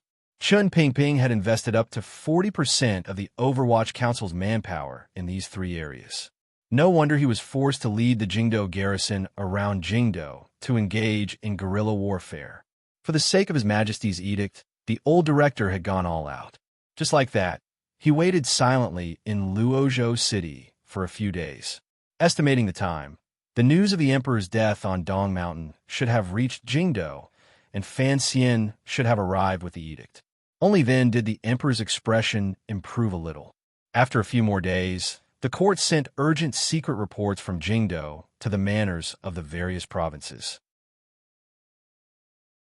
The secret report regarding Dongshan Road and Luozhou Road arrived as quickly as possible. They began to question the truth of what had happened at Dong Mountain and seek confirmation. The emperor went through the procedures of the governor's manor and confirmed the news of his death. Then, he waited for the arrival of the procession from the court to receive his soul. The next day, the court bulletin arrived again. It mentioned the crown prince and Fan Xian's assassination attempt on the emperor. All the governors submitted petitions and began to oppose the court. Other than the governors of Jiangbei and Jiangnan, who knew the inside story, The governors of the other provinces were purely acting from the perspective of a high-ranking military official and a loyal subject of His Majesty. Although the emperor had not received the petitions from the other governors, he had a rough idea of what they would say. At this time, he ordered someone to bring out Governor Ho Yongji of Dongshan Road. Slowly, he said, "I have chosen the 7 of you to protect the world for me. 6 of them did not disappoint me. Only you." Ho Yongji had been imprisoned for many days and had not eaten or drank. He was exhausted. When he heard the emperor's words, he did not dare to beg for mercy. He knew that the day the emperor left Luozhou would be the day of his death. He only kowtowed with all his might, begging the emperor to spare his wife, children, and mother. The emperor looked at him coldly and did not say a word. The next day, the emperor left Luozhou with the provincial army, ministers, and eunuchs. Before he left Luozhou, Ho Yongji was sentenced to death. His 3 children were beheaded, and all the people in the governor's office, as well as the officials from Dongshan Road who were held captive, were executed. The emperor was not a man who was easily angered, and he did not want to torture Ho Yongji, who had betrayed the court, with harsh punishments. In his opinion, killing a person was a necessary means for a ruler to retain power, and it had nothing to do with punishment. On the 6th day after receiving the crown prince's coronation announcement and Fan Xian's crimes, the emperor, who was slowly making his way from Luozhou to the capital, finally saw the procession that had come to receive him. Of course, the original purpose of this procession was to receive his body and soul. After coming into contact with the procession, the emperor gave an order coldly. The procession picked up its pace and continued to approach the capital. A few more days passed. The capital was still far away, and the emperor did not know what the current situation was in the capital. Chun Pingping and the emperor were like 2 wandering ghosts in the fields of the Qin kingdom, drifting in the air. They did not pay any attention to the task of gathering intelligence. However, the cooperation between these 2 wandering ghosts was too perfect, and they appeared to be too powerful. One day, the emperor passed by the outskirts of Xinyang City. He looked at the unfamiliar city in the distance and said nothing. After a while, he turned his head and looked at the hearse behind the procession and the huge coffin in the hearse, which was unknown in weight and layers. A self-deprecating smile appeared at the corners of his lips. "Tell Yunrui," the emperor said. Eunuch Yao, who was riding beside him, quickly took out a pen and paper and listened attentively. "I'm back," the emperor said coldly. Then he squeezed his horse's abdomen and rode ahead of the procession past Xinyang, heading toward the capital in the distance. The strings of his zither had already snapped, and the flowering tree had already been destroyed. The eldest princess, dressed in a rainbow dress, was standing in a daze by the lakeside of Taiping Courtyard, looking at the intelligence report she had just received in her hands. She completely ignored Fan Xian, who was sitting not far from her feet. From the beginning of the plan, she had already gradually moved her power from Xinyang to Jingdou. This process had taken 2 years. Including the dead Huang Yi and the living Yuan Hongdao, they had all moved from the Li Palace in Xinyang to Jingdou. However, on the stormy night before the new year, the emperor and Chun Pingping had only used an hour to completely wipe out the eldest princess' power. Presently, the eldest princess was mostly hidden behind the scenes in the rebellion, planning the overall situation and persuading the powerful people under heaven to take action. One reason was that she was good at this kind of role, and another was that she had no choice but to choose this role. She controlled the crown prince and the second prince, which was equivalent to controlling the Yi and Qin families. However, her own intelligence network had already received a fatal blow. Within 2 or 3 years, it would be impossible for it to recover. Thus, when she received the urgent intelligence report from Xinyang, she couldn't help but furrow her brows and feel a glimmer of surprise. This intelligence report was fake. As the ruler of Xinyang, Li Yunrui could tell at a glance that it was fake. However, this intelligence report was real, or it could be said that Xinyang had already been completely controlled by someone, which was why they could use their own channels to send an urgent secret report to her. Who is it? Li Yunrui was surprised. curious, and hopeful. She tore open the sealed cover and swept her gaze lightly over it. Then, her gaze focused on the paper. There were only 4 words on the paper, but these 4 words made her stare for a very, very long time. The emotions contained in her eyes were complicated, very complicated. These 4 words seemed to be reflected in her dark and bright eyes. As each word was typed out, it became the constriction and expansion of her pupils, the intensity of her gaze, and the faintness of her gaze. First, there was a powerful shock in her eyes. Then, there was a faint disappointment. Immediately after, there was an inexplicable anger. Shortly after, it turned into a faint self-mocking smile. In the end, like a stone falling into a lake, it gradually became calm. In just a moment, so many emotional changes had occurred in the eyes of the most beautiful and ruthless woman in Qing Kingdom. Fan Xian watched her quietly from the side, watching the change in her eyes. He did not see the craziness that terrified him. His heart was slightly at ease. Immediately after, with a thump, he guessed the contents of the letter. Even the Yi family's betrayal and his control of Jingdo had not made Li Yunrui lose her composure like this. Then, there was only one person in the world who could make her like this. Li Yunrui once again lowered her head and carefully read the 4 words on the paper. I have returned. The handwriting on the paper was strong and powerful. It was the emperor's handwriting. However, Li Yunrui could tell at a glance that this was eunuch Yao's writing. Although the emperor was a diligent ruler, he had to lead such a large country and handle so many memorials. He would still be mentally exhausted. Memorials that were not harmful were often given to eunuch Yao for approval.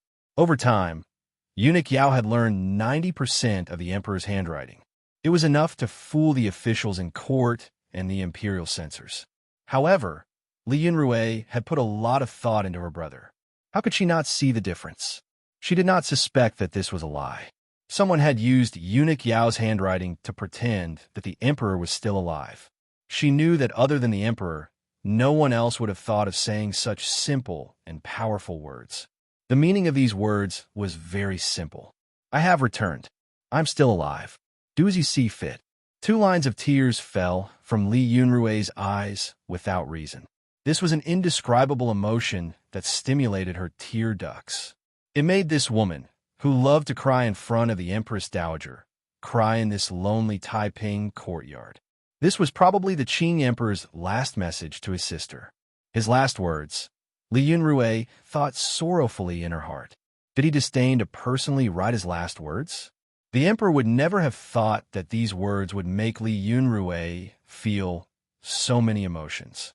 He was only announcing his return as an emperor.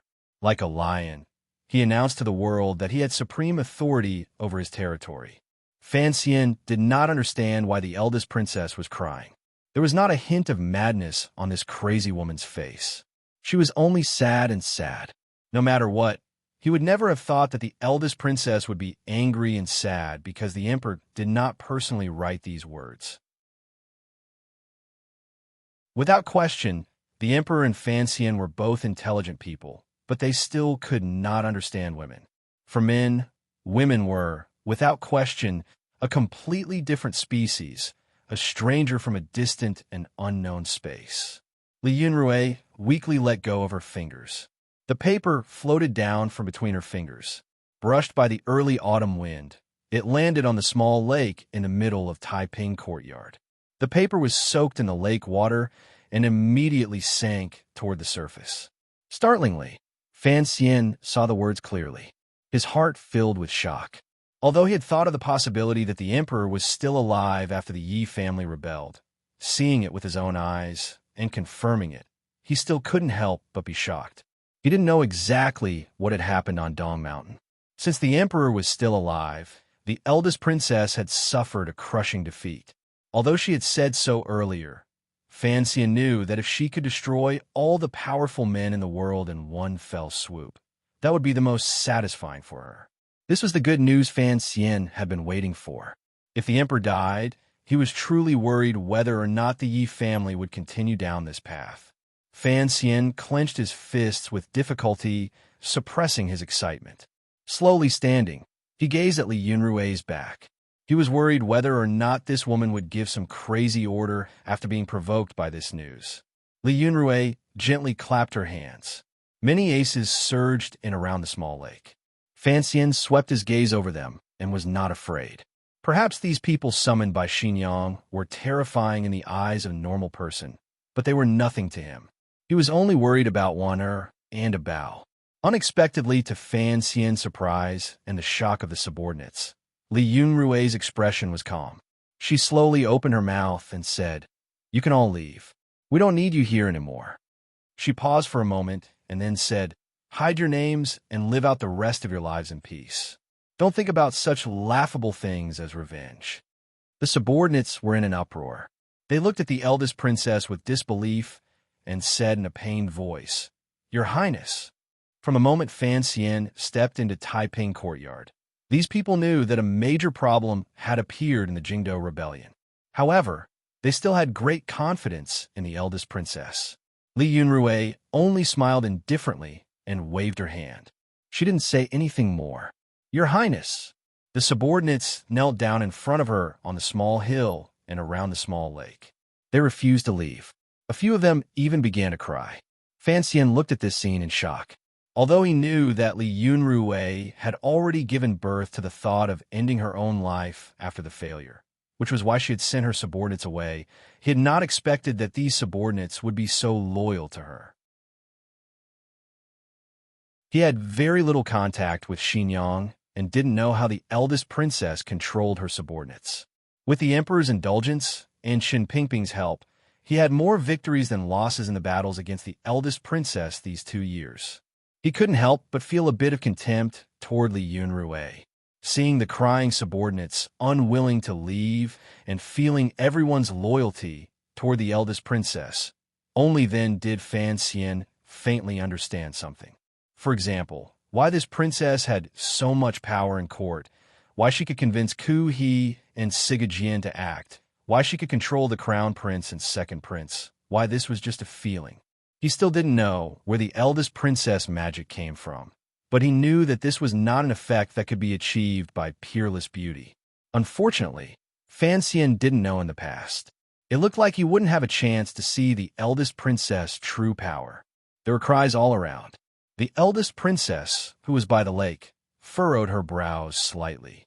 Appearing slightly annoyed, she waved her hand again. A leading official looked at this scene and knew that the matter was over. Wiping away the tears at the corners of his eyes, he knelt down and kowtowed loudly. Resolutely, he turned and left. When one person left, many others also left. Perhaps none of these people were greedy for life or afraid of death. However, since Li Yunrui had given the order and Her Highness was clearly unhappy, other than leaving, they had no other choice. Thus, only the eldest princess and Fan Xian were left in Taiping courtyard. Although it had been like this earlier, Fan Xian knew that there were many people watching him outside. Now that he knew those people had all left, his heart felt even more lonely. Looking at the eldest princess' thin shoulders, he felt slightly lost. Li Yunrui slowly turned around. Her 2 hands were placed elegantly on her abdomen. Her wide sleeves hung low, forming a beautiful and luxurious line. There was still a slight smile on her face, but her gaze was particularly clear. She was no longer the sinister figure in front of her enemies. She was no longer the weak person who was often slapped and cried in front of the Empress Dowager. She was no longer the stubborn, angry, and sorrowful sister under the Emperor's iron hand. She was the eldest princess. She was Li Yunrui, the one and only in the world. Li Yunrui looked at her son-in-law with a slight smile and said, "You don't seem to be as happy as I imagined to know that the Emperor is still alive." Fan Xian lowered his head slightly and said, "Recently, a lot of people have died. I can't be happy. So that's how it is. It looks like you really are like your mother." Li Yunrui stilled slightly and then smiled. She used an inexplicable emotion to end this topic. She turned and asked coolly, "Have you ever thought why the Qin family rebelled?" Fan Xian furrowed his brows. He didn't understand the meaning of these words. He also didn't know why. At such a time, she would suddenly mention the Qin family that had already been driven out of Jingdo by the Dingzhou army. The eldest princess glanced at him with a slightly mocking gaze and then sighed. She looked at the piece of paper that had already sunk to the bottom of the lake. The lake water of Taiping Courtyard was extremely clear and shallow. The white paper gradually spread in the lake water like a piece of steamed bread that had been soaked in water. Countless red carps came forward to fight for it, and the water churned. She watched this scene calmly and said, "In reality, we are all fish. It's just that the things we fight for are not the same." This time, I didn't get anything. I had thought I would be angry and disappointed. I was indeed angry and disappointed. In the end, I realized that he is still alive. In the end, I am still happy. Fan Xian thought with slight sorrow. Based on what the eldest princess had said earlier, she had already reached her goal in life. As for whether the emperor died or not, what did it matter? Since the emperor had returned, the eldest princess probably had no way out. Then he saw a scene that shocked him to the core. Li Yunrui's expression was calm and tranquil. She slowly lowered her arms. The light-colored wide sleeves of her palace robes hung down naturally and spread out. It was as if a great play had ended and an actor had walked out for the last time to express his thanks to the audience. The last actor was not only herself, but also a black poison dagger. This dagger was stuck deep in her abdomen, up to the hilt. Fan Xian's heart trembled. His entire body flew over and pushed her to the ground. He extended a hand toward her abdomen. "I still have some scenes with the eldest princess tomorrow, so I can't bear to write anymore. Yesterday, the men's basketball team won, which gave me a lot of strength. Looking at the monthly vote rankings today, I found that during this period of time, the rankings have perfectly carried out the spirit of the Olympics. Everyone is chasing after each other. It is serious, nervous, and lively. I haven't seen such a tense and interesting situation in a long time. The Olympics is about participation. Since I am participating, of course, I have to work hard to fight for the top. If anyone has extra monthly votes, brothers and sisters who have seen my torment from these 20 chapters, please vote them for me. I'm very grateful. I won't say much about asking for votes, but at least I fulfilled my promise." Fan Xian pushed down the eldest princess. "Ahem, don't slap my face."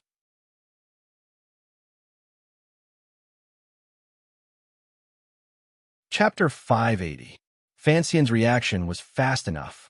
Like a shadow, he charged over and pushed the eldest princess to the ground.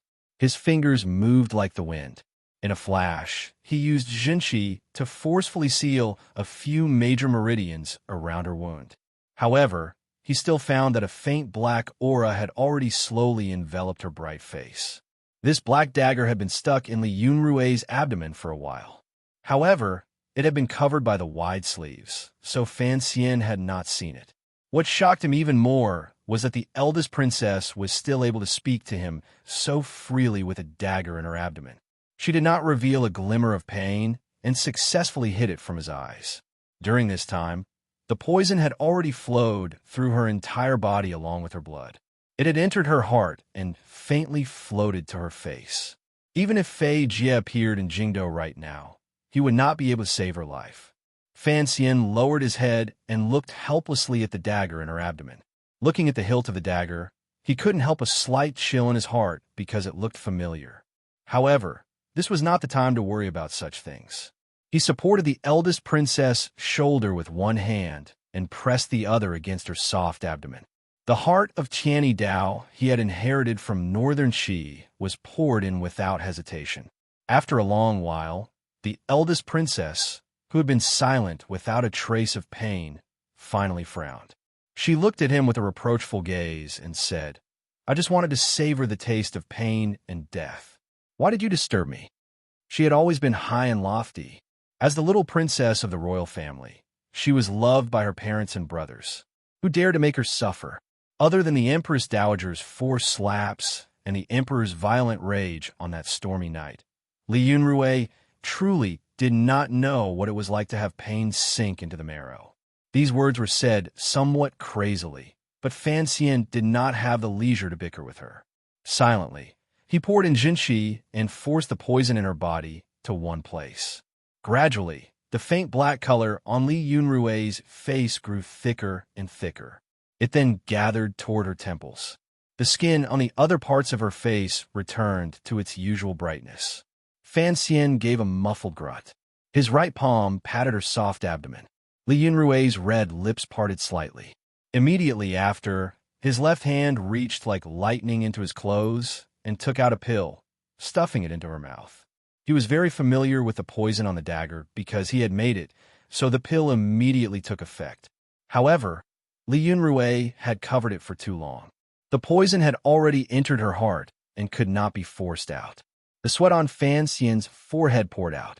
He couldn't help but think of the movies and novels he had seen in his previous life.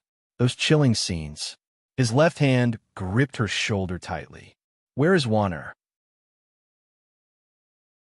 He yelled in a hoarse voice. "Where's DeBeo?" In those stories, after the male protagonist achieved the final victory, he would painfully discover that the enemy would not tell him where the relatives he had captured were hidden or if they were dead. This was to torture the male protagonist for the rest of his life. The dark and gloomy film and the separation of the fluorescent screen made Fan Xian afraid. His voice trembled, and he completely forgot how he should react. He angrily and helplessly roared at her. Li Yunrui glanced at him mockingly. Her brows moved slightly again. It looked like the poison on the dagger had completely entered her body. The sharp pain finally began to clearly attack her nerves. She lowered her head to look at the black dagger stuck in her abdomen and quietly said, "Don't always use your little cleverness and tricks. Those are things only useless people would use." Fan Xian's entire body was cold. He knew what the eldest princess meant by these words. The reason this black dagger was familiar to him was because he had made it himself. It was exactly the same as the dagger Sir Fei Jie had passed on to him when he was young. The medicine smeared on it was also the same. In the present world, there were 3 of these daggers. Fan Xian hid one in his boot, the third Prince Li Changping hid one in his boot, and the last one was hidden in Lin DeBeo's boot. Of the people Fan Xian cared about, only the young Li Changping and the silly DeBao had the least ability to protect themselves. Thus, he had carefully passed these 2 daggers to them, waiting for the final moment to deliver the most shocking blow to the enemy. In the palace, Li Changping had used this black dagger to protect his own life, while DeBao's black dagger was in the eldest princess's hands and in her abdomen. "You thought I would use DeBao to threaten you. When DeBao was by my side and you suddenly gave the order, he would pull out a dagger and stab me." Li Yunrui coughed up a trickle of blood and looked mockingly at Fan Xian. Of course, no one would seriously search a fat idiot, and no one would be on guard against him. Li Yunrui's gaze gradually dimmed. She slowly said, "You've been with Lin DeBeo these years. Was it just for that moment? You told him I killed Lin Gong, so he hates a person called Li Yunrui. No one in the world dares to call my name in front of this idiot, other than you." She looked at Fan Xian like she was looking at an idiot, using too many little tricks, thinking too complicated and not generous at all. Fan Xian's entire body was cold. He had not thought that his last move would be so laughable in the other party's eyes and so easily seen through. He took a deep breath and forcefully suppressed the fear in his heart. Evenly, he begged, "Tell me, where are they?" Li Yunrui did not look at him. Her body gradually grew cold. Her shoulders unconsciously shrank back. "I'm about to die. What is the need to leave Wanner alone in the world to be bullied by men? She is my wife. I will protect her." Li Yunrui's eyes looked to the side. In a trembling voice, she said, "I had wanted to kill your concubine, but I did not succeed. You will have many women in the future. Why should I let Wanner continue to suffer?" She turned her head and looked calmly into Fan Xian's eyes. "Don't worry, I won't use her life to force you to become an ascetic monk." Fan Xian's heart jumped slightly. He stared in a daze at the beautiful face in front of him. At this moment, the poison had all gathered on the 2 sides of her temples. Following her blood vessels, it turned into a few streaks of green, just like 2 green flowers at her temples. There was a strange beauty to it. Li Yunrui looked at him mockingly. She slowly raised her right hand and pulled Fan Xian over. She leaned weakly against his shoulder. Her face was close to his face, and her body was leaning against his. It appeared very intimate. She used this warm position to move closer to his ear and quietly say, "Why did the Qin family betray? Go ask Ping Ping. I can only guess." Even at death's door, this exceptional beauty still exhaled like orchids. Her slightly warm breath blew against Fan Xian's ear.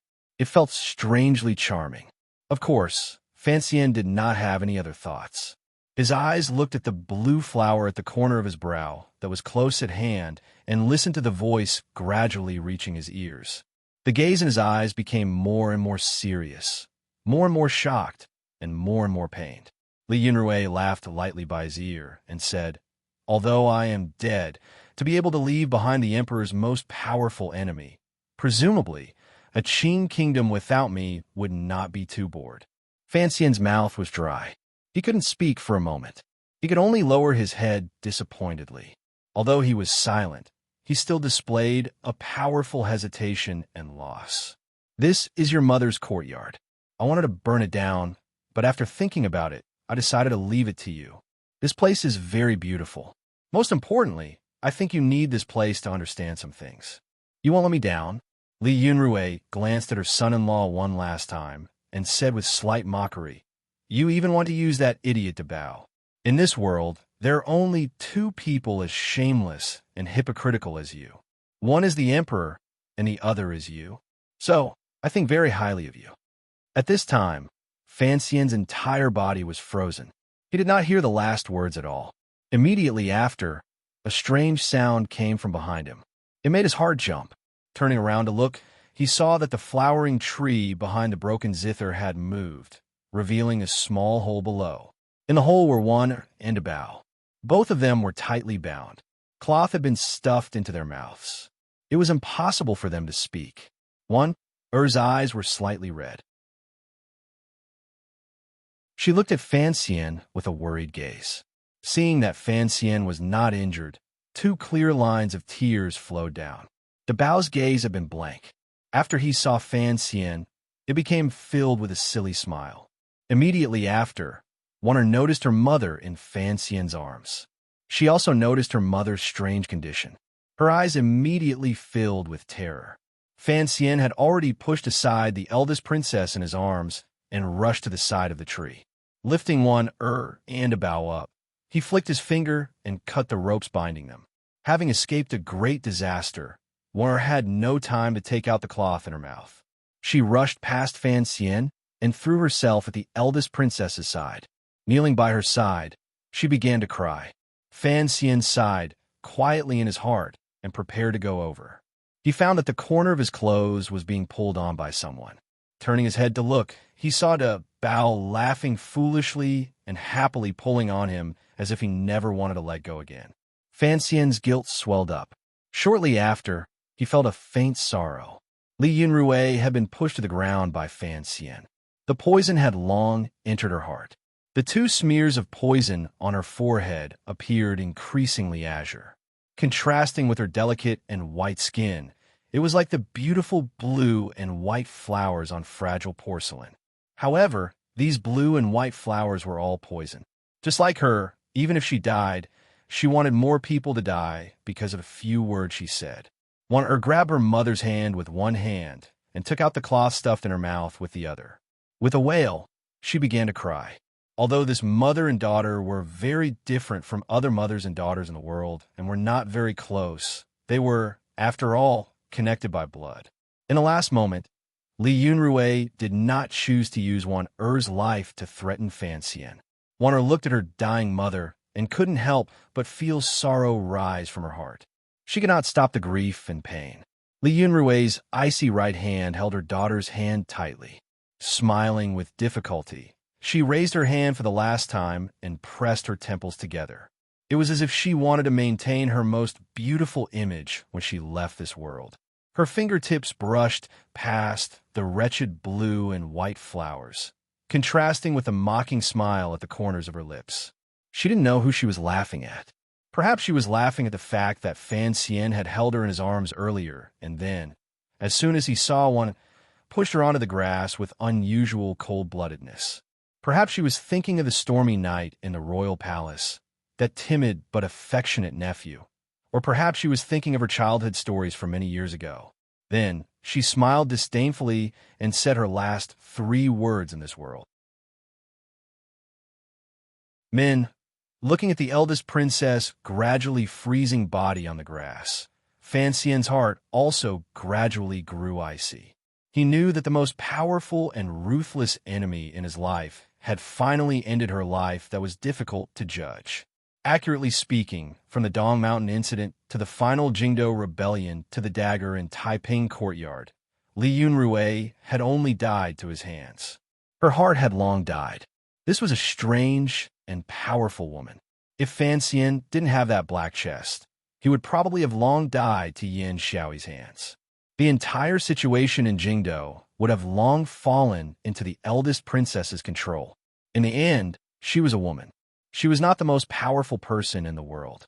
Compared to the unfathomable emperor, who no one knew how he had survived Dong Mountain, the eldest princess had a fatal weakness. Perhaps it could be said that she had one more weakness than the emperor: love. Perhaps this love was absurd and awkward, but it was still love. What was love in the world?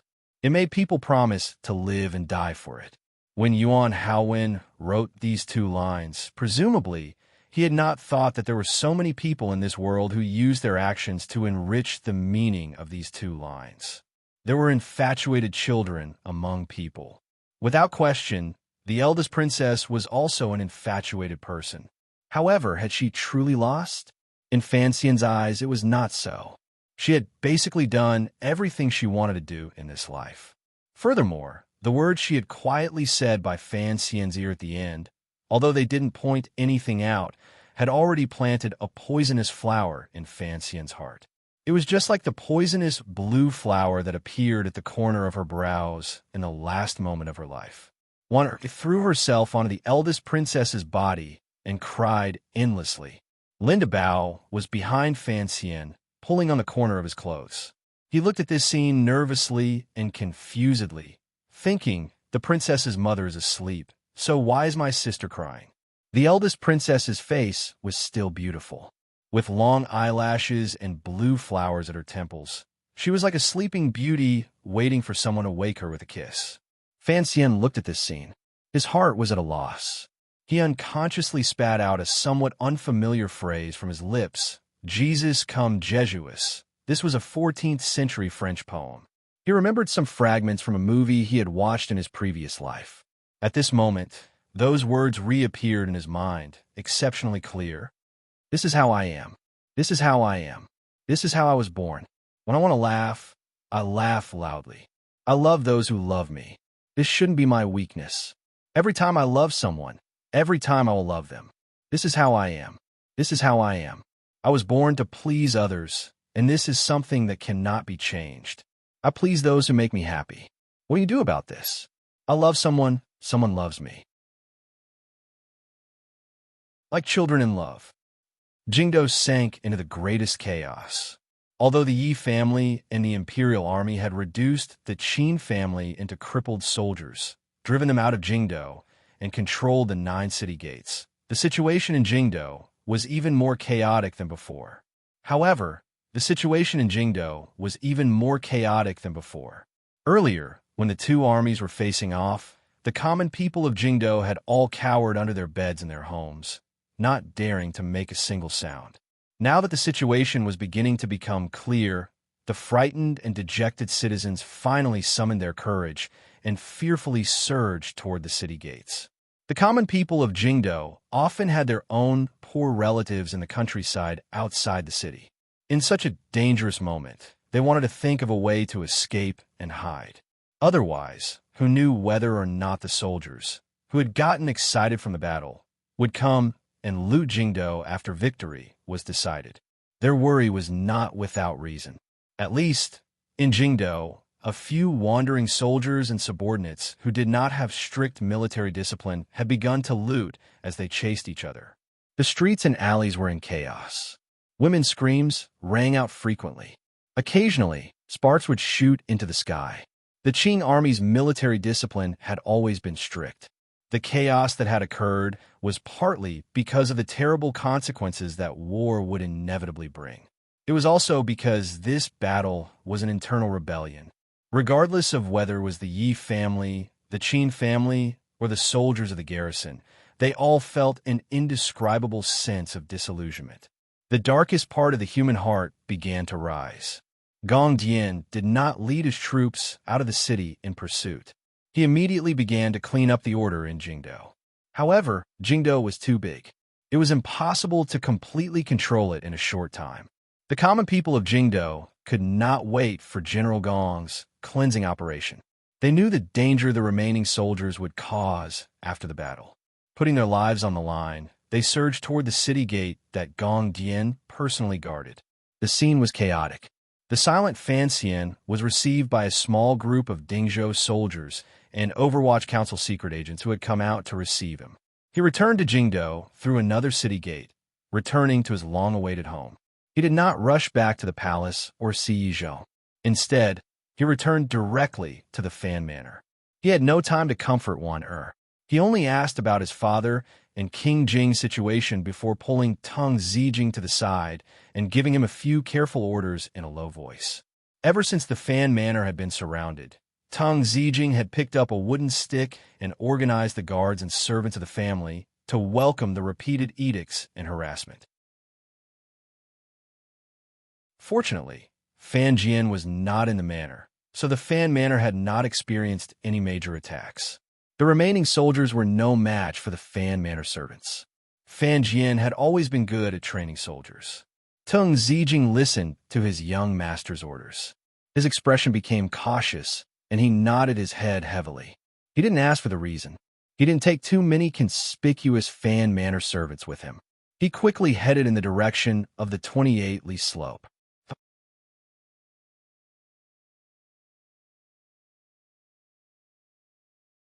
Chapter 581. Please don't criticize Lu Xiang, at least not in the book review section of Qing Yu's year. No one is easy, much less come up with conspiracy theories. Sometimes, reality may be stranger than fiction, but at least it has to be stranger and logical. My depressed brother-in-law, and I continue to support him. Looking at the carriage moving into the distance and hearing the faint clamor coming from all around, Fan Xian relaxed slightly. He had arranged for Teng Zijing to go to Qingyu Hall on 28-li slope to take advantage of the chaos in Jingdo to think of a way to bring the old shopkeepers of Qingyu Hall out of Jingdo and scatter them among the people. This was not a sudden idea that Fan Xian had come up with. It was part of the plan he had drawn up from the beginning. These old shopkeepers were very important to Fan Xian. Their grasp of the arts of the palace treasury and familiarity with the secrets were even more important to the Qin kingdom.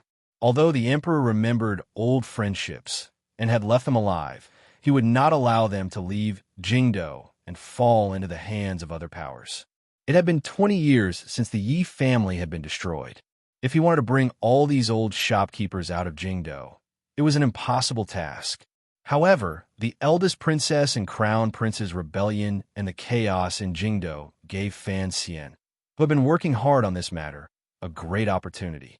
Everyone in Jingdo thought the emperor had died. The palace was in chaos, and Jingdo was in chaos. A glimmer of light appeared in front of Fan Xian's eyes. However, he did not have many people he could use. Later, he faintly guessed that the emperor might still be alive, so he temporarily stopped this plan. But in Taiping courtyard, the last few words the eldest princess whispered into his ear prompted him to make his final decision. Even without the eldest princess words, Fan Xian would still think of a way to use the present situation. From the beginning, the battle between the emperor and the eldest princess had been proceeding on a different level.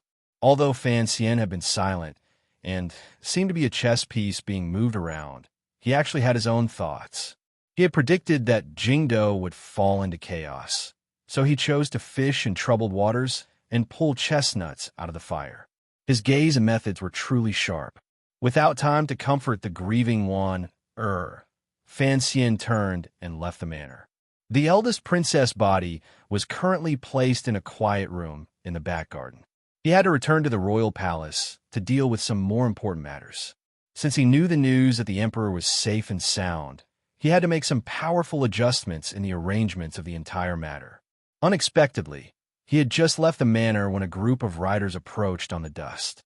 Fan Xian narrowed his eyes and looked. He didn't know whose subordinates they were.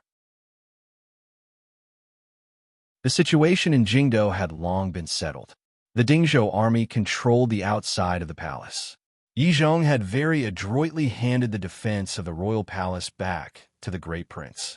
There were no organized rebel soldiers inside the city. The people who came were indeed from the Dingzhou army.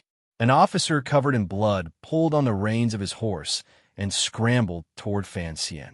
In a panic, he said, "Duke, the commander has urgent news to report." There were countless fierce and powerful generals in the Qin kingdom. Each army habitually referred to their commander as commander, just like how the old soldiers of the Western Expedition Army referred to the great prince. Since this officer was from the Dingzhou army, the commander he spoke of was Yi Zhong. Fan Xian was startled. He wondered if something had changed in Jingdo again. He had been anxious to see Yi Zhong, so he didn't say anything more. Pulling on the reins, he followed the small group of riders toward Donghua Gate. Along the way, he listened silently. Only then did he know exactly what had happened. Fan Xian listened to the officer's story and learned that while he was in Taiping courtyard, Yi Zhong had been looking for him for a long time. Crown Prince Li Changxian had been blocked by Yi Zhong at Donghua Gate. The two sides were facing off and in the middle of negotiations. For some reason, Li Changxian had requested that he go see him. Although the Yi family had suddenly turned traitor, the rebel army was still powerful. The battle power of the remaining soldiers could not be underestimated. Fan Xian had not thought that the crown prince would be trapped in Jingdo. Inside the seemingly stable city, there was actually such a dangerous confrontation hidden under a quiet city gate. His pupils constricted slightly as he sucked in a breath of cold air. If the rebel army was chased out of Jingdo and fighting broke out in the field, it would have nothing to do with him. Naturally, the Yi family and the various armies loyal to the emperor would take over. But he was blocked at Donghua Gate. Why didn't the crown prince charge out? As he thought this, the horse's hooves did not stop. It didn't take long for them to forcefully disperse the Jingdo people crowding out of the city toward Zhengyang Gate. Fan Xian and his group arrived in front of Donghua Gate. There was silence in front of Donghua Gate, a deathly silence. The Qin family rebel army, surrounded by the city gate department and Dingzhou soldiers, gripped the weapons in their hands tightly and looked nervously and hopelessly at the soldiers around them. In the center of the rebel army, the expressions of the Qin family generals had become very ugly. The two sides had been facing off at Donghua Gate for a full 2 hours. Under the crown prince's powerful restrictions, the rebel army did not launch a general attack toward Donghua Gate.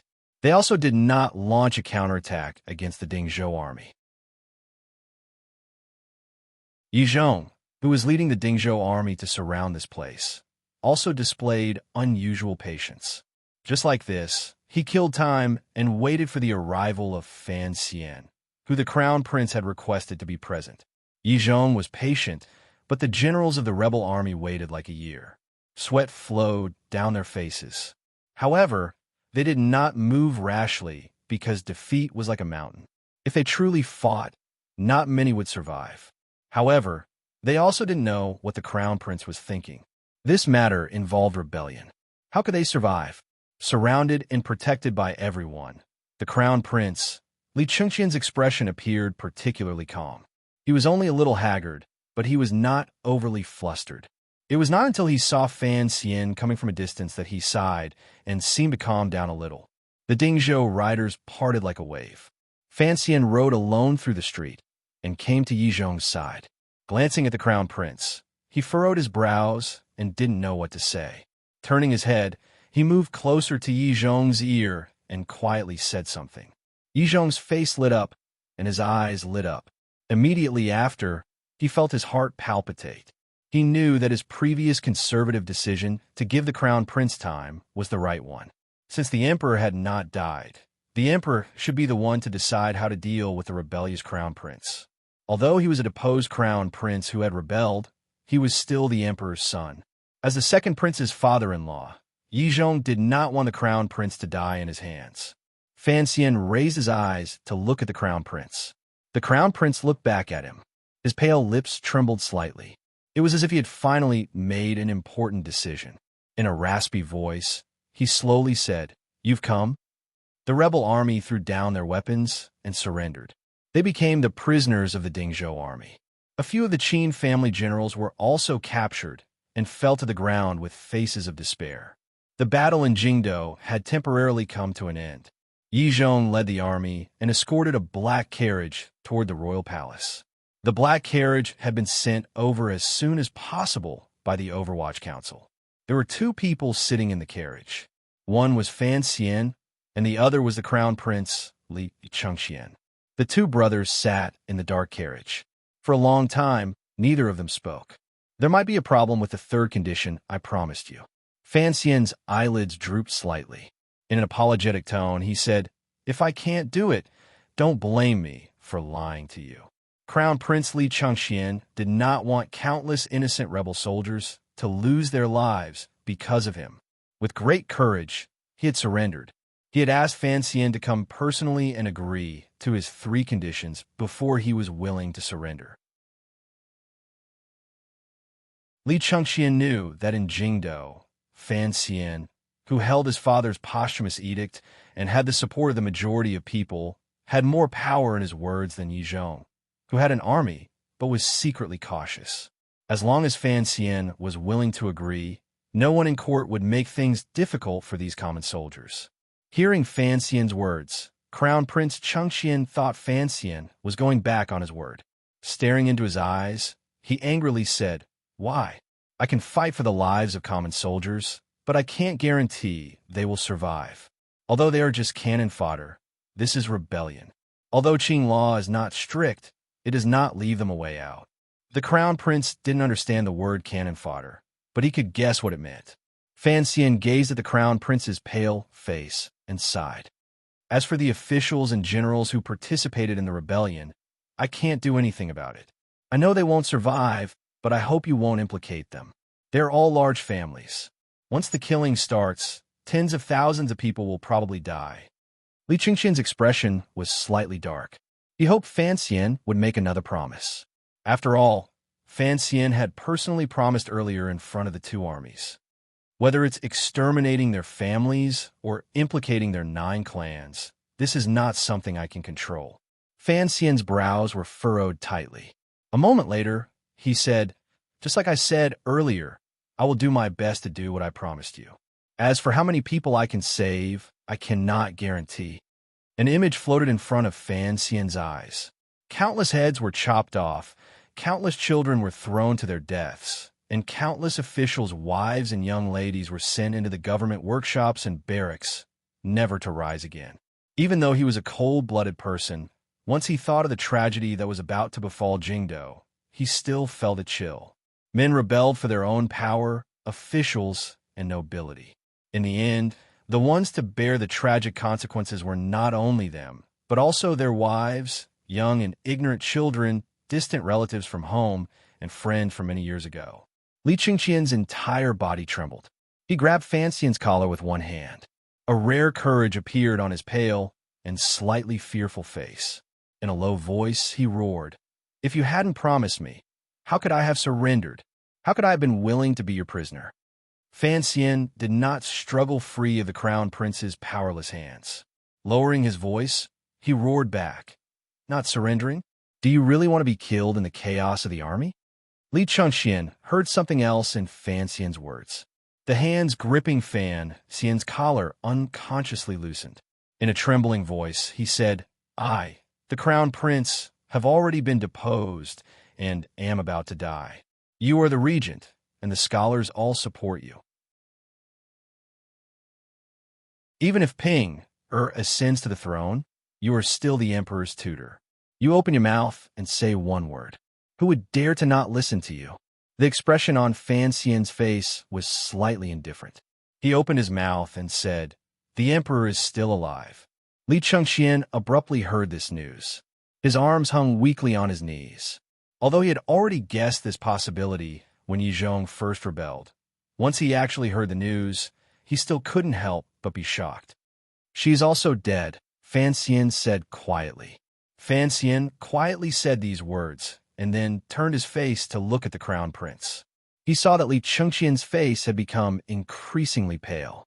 His eyes stared woodenly and spiritlessly at the wall of the carriage. He couldn't speak for a long time. He gradually lowered his head and bent his body, burying his head. His shoulders trembled endlessly as he made a suppressed sound. Perhaps it was because he had been agitated by the crown prince's crying, but Fan Xian felt a wave of irritation in his chest. Unconsciously, he activated Tianyi Dao's Jinshi method to clear his meridians. Unexpectedly, when he reached the center of his chest, he felt a wave of pain for no reason. His vision darkened, and he could no longer control it.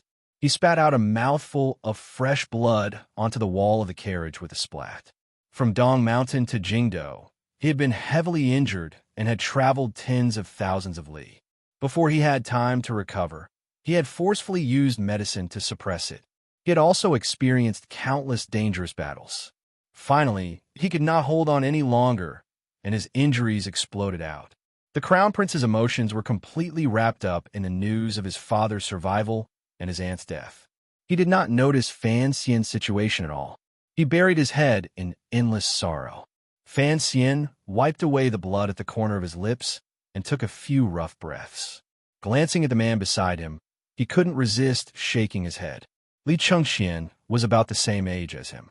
He didn't have two lives like Fan Xian, so he was just a young man. Just like this, one of the two brothers in the carriage vomited blood while the other cried. The black carriage entered the royal palace.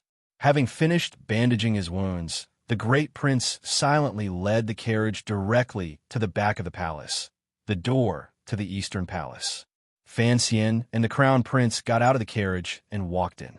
This eastern palace had always been the residence of the successor to the throne. Now, it had truly become the crown prince's prison, or perhaps his future grave. The great prince and the crown prince quietly said something, glanced at Fan Xian, and then turned to leave. There was not a single person in the eastern palace. There were only the imperial soldiers patrolling outside. Fan Xian didn't have much time to say anything to the crown prince. Holding his chest, he straightforwardly said to him, "You only have one day." Li Chengqian raised his head in shock. It was as if he had woken up from a nightmare. He stared at Fan Xian in a daze, not understanding what he was saying. The emperor should return to the capital the day after tomorrow. Fan Xian looked at him calmly. "In the past, you once set fire to this eastern palace. I think it wouldn't be too surprising for the eastern palace to be burned again." Li Chengqian's expression immediately changed. He stared into Fan Xian's eyes as if trying to confirm what he was saying. His lips moved a few times, but no sound came out. Seeing that he didn't respond, Fan Xian lowered his head and darkly said, "Burning yourself to death is not difficult for you." Without waiting for him to finish speaking, Li Chengqian had already coldly shook his head and said, "Then you will take advantage of the fire to rescue me from the royal palace and send me to a place no one knows about?" He looked at Fan Xian. His gaze was very complicated. "I don't know why you suddenly became such a gentle person, but I want to thank you." "There is no need to thank me," Fan Xian said. "However, the elders are used to arranging everything, but I am not used to it."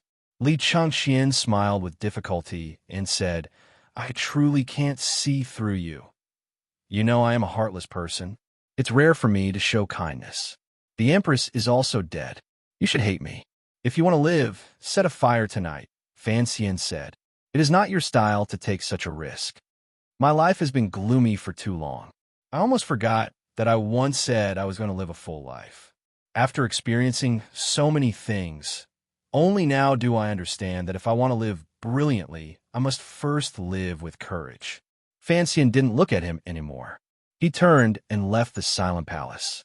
Li Chengqian stared at his back in a daze. He didn't understand why he would suddenly be so kind. His brows gradually furrowed and became sorrowful. Letting out a long sigh, he lay down on the floor of the vast palace. An aloof smile rose to his face. His four limbs stretched out.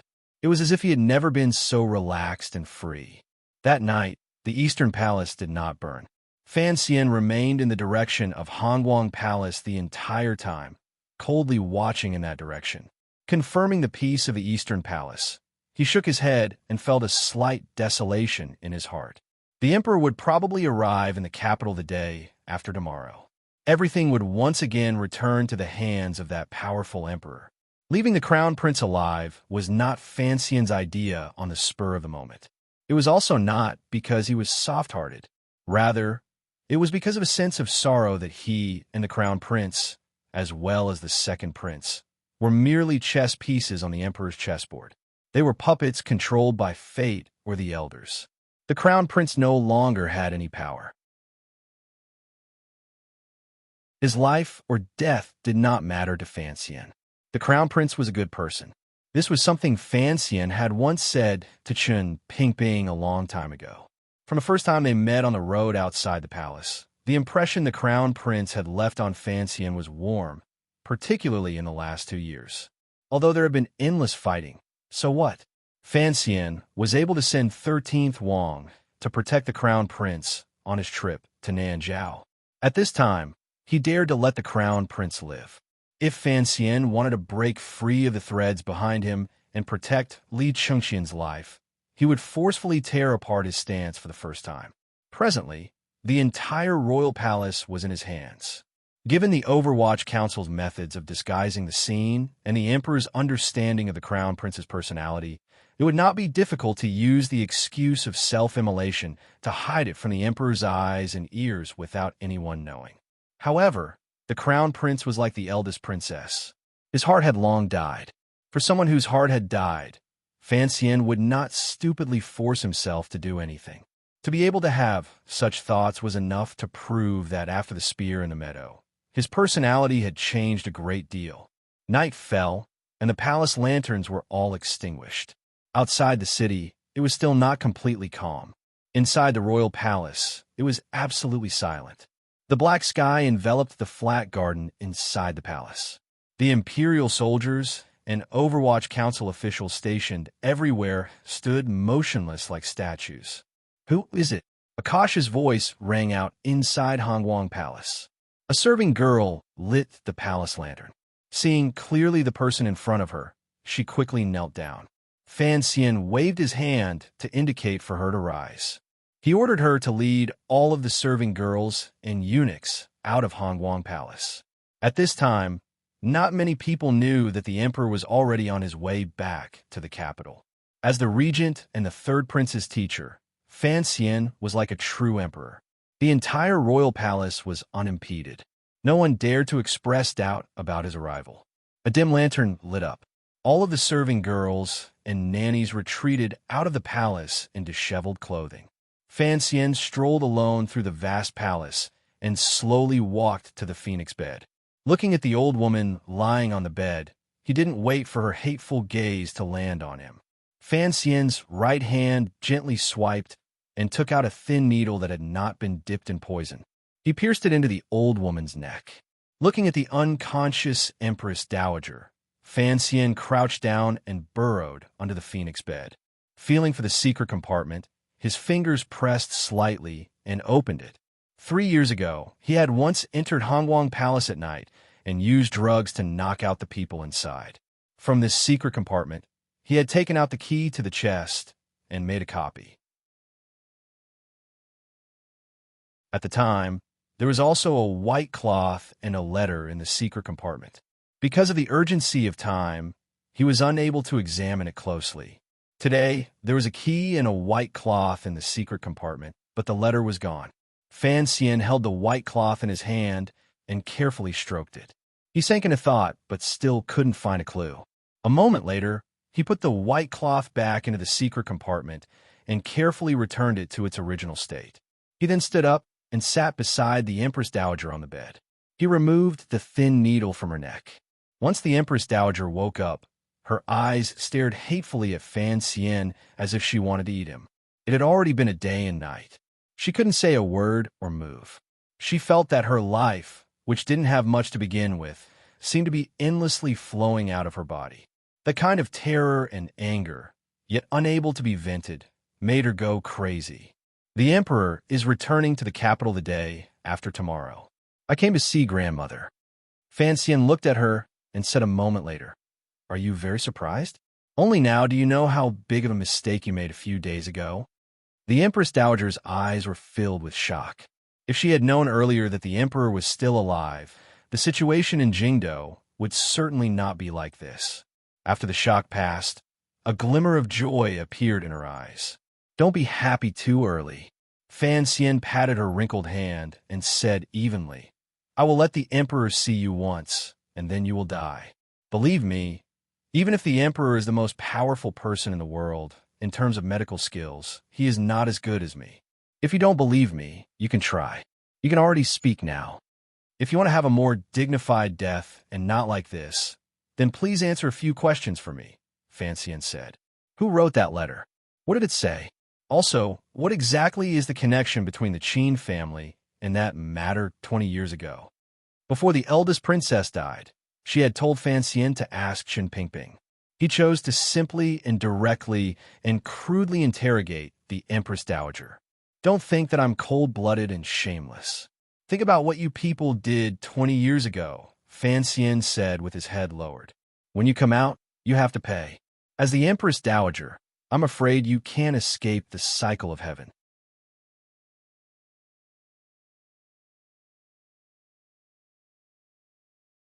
Chapter 582. I recommend Rice Cake's new book to everyone. Please support it. Title: Ambitious Sky Demon Book Number 1042406. The author's own YY introduction. The legend of the most powerful demon. Human beauties, demon saintesses, all stand still and don't move. Lie down obediently. P.S. Today's chapter is talking about how old ginger doesn't die. It's just gradually fading. The despairing Empress Dowager didn't say the answer Fan Xian wanted to know. Her lips trembled as she closed her eyes with difficulty. Fan Xian looked at the wrinkles on her face. There were not many strange emotions in his heart. He had long guessed this result. However, to be able to have such a conversation with this seemingly benevolent but actually ruthless old woman in the middle of the night was a kind of spiritual comfort for him, particularly at a time when the Emperor was about to return to the capital. In reality, the Empress Dowager of the Qin Kingdom could not be considered to have a heart as evil as a scorpion. In these decades, she had not used the Emperor's filial piety and power in her hands to harm too many people or do too many evil things, other than the matter with Yi Qingmei. For some reason, for Fan Xian, this old woman's connection to that matter 20 years ago was even harder to tolerate than trying to kill him. Furthermore, this old woman had always hated him. It was not until after the Hanging Temple incident and the Emperor acknowledged Fan Xian's identity that she pretended to pray in the memorial hall and gave him a string of prayer beads to express her attitude. For people he admired and people who could not threaten him, Fan Xian could show his generosity and grace. However, for the Empress Dowager who had the power to threaten him, he did not admire her. He would also not show the filial piety and gentleness of a grandson.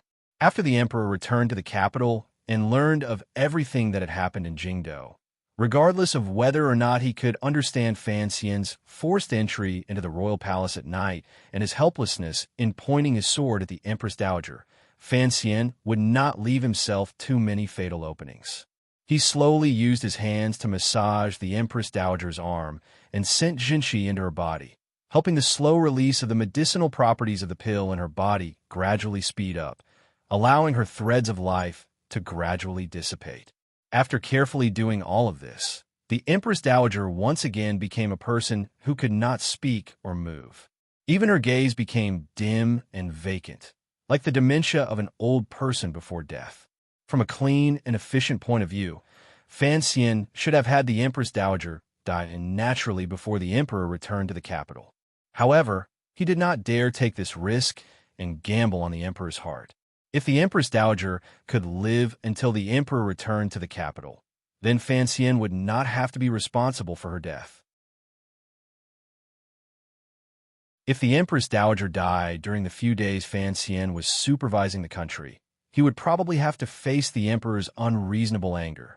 He purposely raised his voice to say a few comforting words to express his filial piety and slight apologies. After waiting for a while, Fan Xian walked out of Hongguang Palace and nodded slightly to the serving girls and housemaids in the front hall. Under the respectful gazes of the crowd, he walked to the stone steps in front of the palace and glanced at the eastern palace in the distance. He didn't see any fire and didn't do anything else. At the brightly lit doors of the royal palace, Fan Xian saw King Jing hurrying over. This king was finally no longer dressed as a gardener. Instead, he was properly wearing a king's clothing. King Jing's manor and the Fan manor had always been on good terms. During the turmoil in Jingdo, they had relied on King Jing's identity to successfully hide their father in the manor. Fan Xian felt gratitude toward this king and quickly went forward to greet him with a deep bow. He knew the reason why this king, who had always refused to enter the palace, had hurried over tonight. The news in the palace had already been released. All of the officials and people in Jingdo knew that the Empress Dowager's anxiety had attacked her heart because of the crown prince and eldest princess's rebellion. Additionally, the royal palace had been surrounded and she had been frightened. She had also caught a cold and was bedridden. She probably didn't have many days left to live. Although King Jing often pretended to be a gardener and was unwilling to be close to his mother, he was, after all, the Empress Dowager's own son. Hearing this news, he rushed to enter the palace. He looked at the handsome junior in front of him and couldn't help but sigh. He glanced at Fan Xian but didn't say anything. Fan Xian's expression was calm. He had already clearly told King Jing that the Empress Dowager didn't have many days left. Although everyone knew that the Empress Dowager's anxiety had little to do with the crown prince, he was not worried that King Jing would see what he had done to the Empress Dowager. Some indirect news had confirmed that King Jing also knew martial arts. If he couldn't even hide it from King Jing tonight, how could the emperor, who was about to return to the capital, brother is still alive? King Jing asked after he finished sighing. Fan Xian nodded. At Taiping Courtyard, I saw the emperor's letter to the eldest princess. The expression on King Jing's face was complicated. As a second-generation disciple of the royal family, he had never participated in any political affairs, but he knew how far the Jingdo rebellion implicated. The news that the emperor was still alive allowed him to clearly guess part of the truth. He said with slight mockery, "Brother, you are very broad-minded and have very powerful methods." King Jing immediately thought of someone and furrowed his brows slightly. "How is she?" Fan Xian knew who he was asking about. With a serious expression, he replied, "She has already passed away. She is now in the manor. I don't know what to do with her." "Please, Your Highness." King Jing's expression was slightly sorrowful. He cut him off and said weakly, "You are now the regent. Everything is up to you." Worried about his mother's illness, he didn't say much to Fan Xian. He only briefed him on Minister Fan's situation. Then, led by a few eunuchs, he hurried in the direction of Hongguang Palace. Fan Xian learned from the king that his father had safely returned to the manor. His heart calmed slightly. Shortly after, he remembered that there was still a large pile of troublesome matters to take care of in the manor. He couldn't help but furrow his brows. Too many officials had died, and the emperor had not returned. Jingdo was in chaos. No officials from the various yamens had returned, and there was no trace of anyone from Taichung Temple. The eldest princess's follow-up could only be resolved later. After Yi Zhong resolved the crown prince's problem, he personally led an army out of the capital. He met up with the follow-up troops from Dingzhou on the plains and began to chase after the remnants of the rebel army. The great prince personally led the imperial army to guard the royal palace and could not easily leave. The scholar Xu and who were in the royal study dealing with some urgent documents. Fan Xian looked around. Although he was the temporary regent, he had become a loner. Without people in his hands, he couldn't do anything. Fortunately, after Sun Jingxiu of the Jingdo government surrendered, he resolutely carried out his duty. With the help of the Overwatch Council, he was working hard to maintain Jingdo's peace and order. During the day, the fleeing commoners had already left the city through Zhengyang Gate, controlled by Gongdian. The remaining commoners in Jingdo began to wait bitterly for peace. Silence returned to Jingdo in the middle of the night. The fires that had been lit everywhere during the day were gradually extinguished. There were only a few places that still flashed with the light of fire. Fan Xian stood on the square in front of the palace gates and looked at the broken stone marks on the tiles, as well as the traces of fresh blood that had not yet been washed away. He paused slightly. Jing Ji's group of Black Knights, as well as the Overwatch Council secret agents who had carried out the ambush outside Jingyang Gate, had suffered heavy casualties. Those who had luckily survived had already been sent to the Overwatch Council's square building for treatment. He trusted in the medical skills of his brothers in the Third Bureau. The Imperial Academy of Medicine was also temporarily conscripted into private residences to bandage up the injured Imperial soldiers and Dingzhou soldiers. However, many people still died. In the far northeast corner, there were soldiers silently moving bodies. In the darkness, they piled up into a small mountain. It looked incomparably sinister. At this time, there was no time to move these bodies out of the city for burial. Fan Xian looked at this scene and took out a medicinal pill from his clothes. He didn't drink any water. He chewed it in 2 mouthfuls and swallowed it. It was not an ephedra pill. It was a normal healing medicine. He coughed and used his sleeve to wipe away the threads of blood at the side of his lips. He couldn't resist shaking his head. This was the first time he had experienced a true battle. Looking at scene after scene of tragic and heroic scenes happening in front of his eyes, he finally understood that digging graves and admiring corpses when he was young could not train his nerves to the point of being too emotionless. In the depths of his heart, he once again said to himself, "In this world, there is no good war or bad peace." He had to carry out the agreement he made with Haitang in the 5th year of the Qin calendar, even if he had to face a powerful enemy he had never encountered before.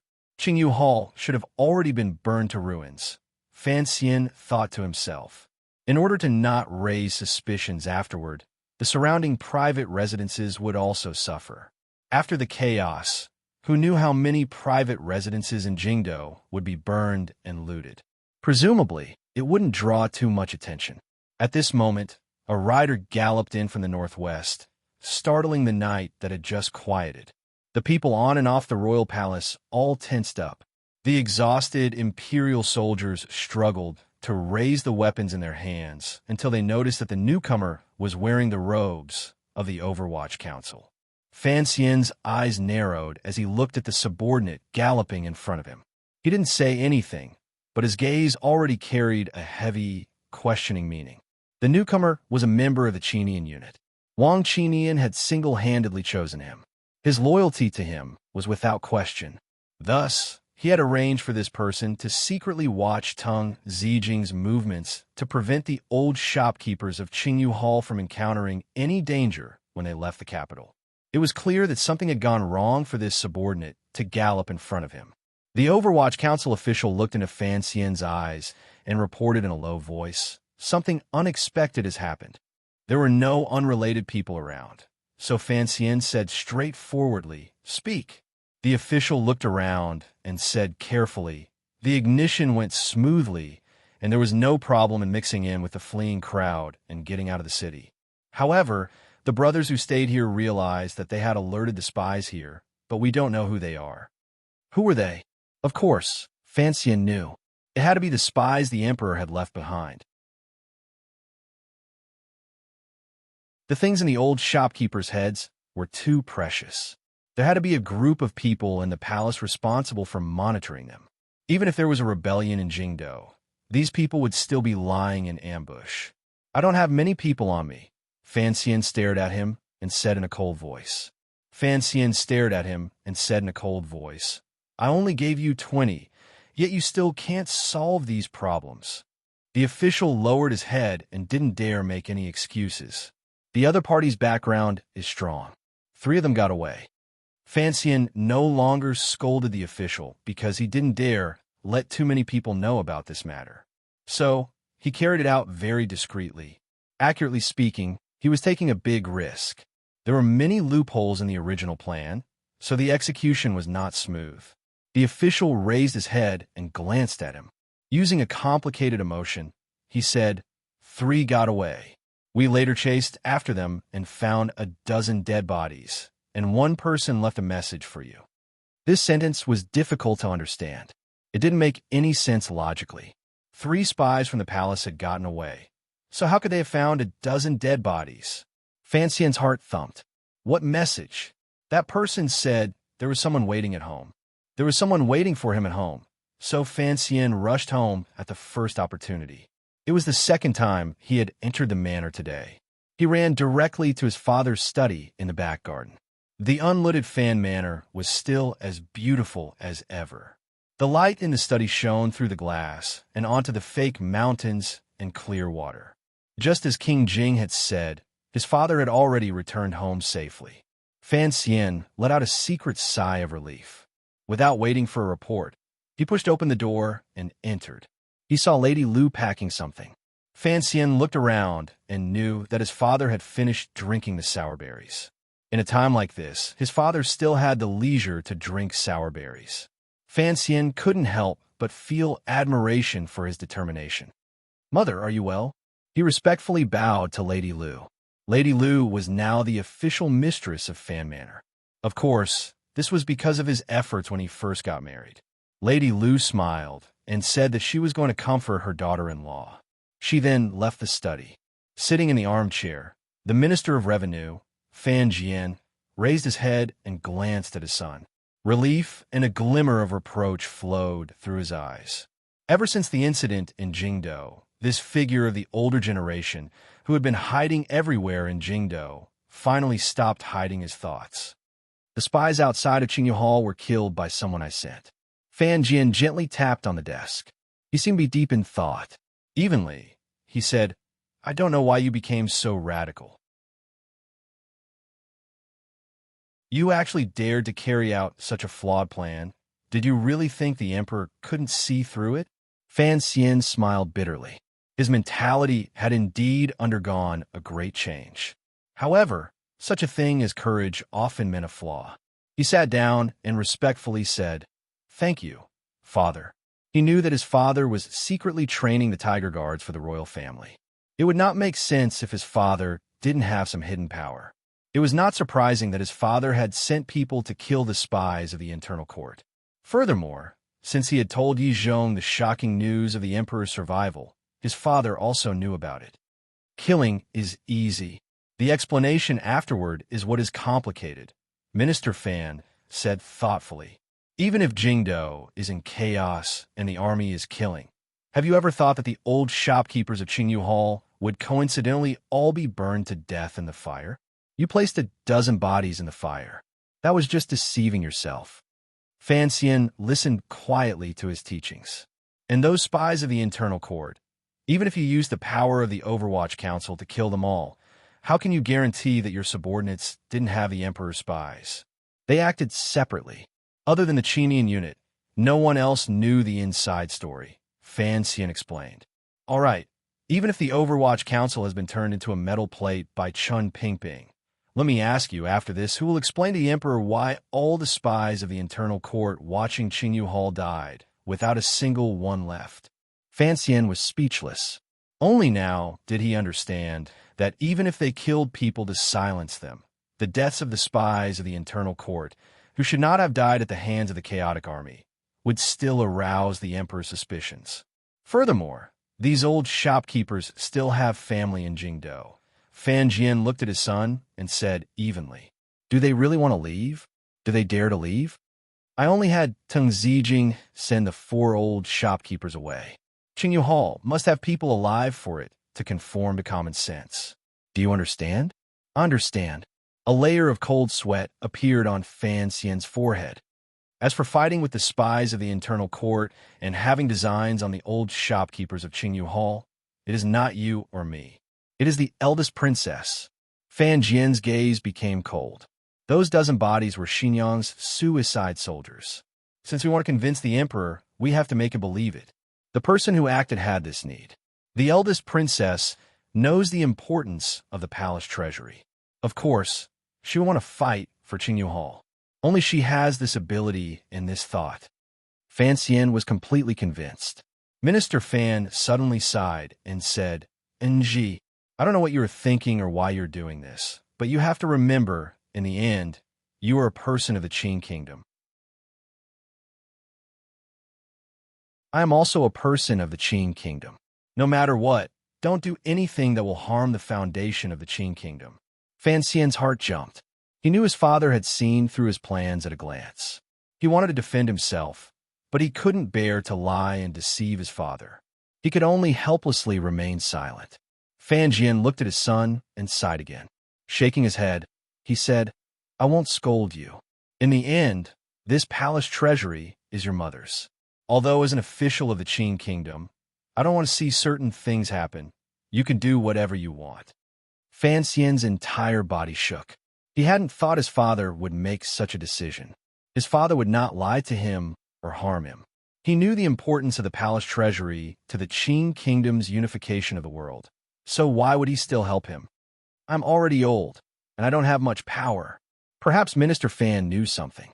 A glimmer of tiredness and age appeared on his usually stern and handsome face. Slowly, he said, "After the emperor returns to the capital, I will ask for my resignation. I will help you as much as I can in Jingdou. I can't just watch as something happens to you."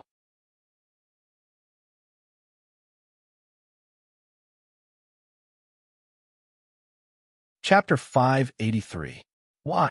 Faced with his son's shocked questioning, Minister Fan did not continue this topic. He smiled and changed the topic. "Is the situation in the palace still well?" Fan Xian replied after a pause. "The great prince is on duty with an injury.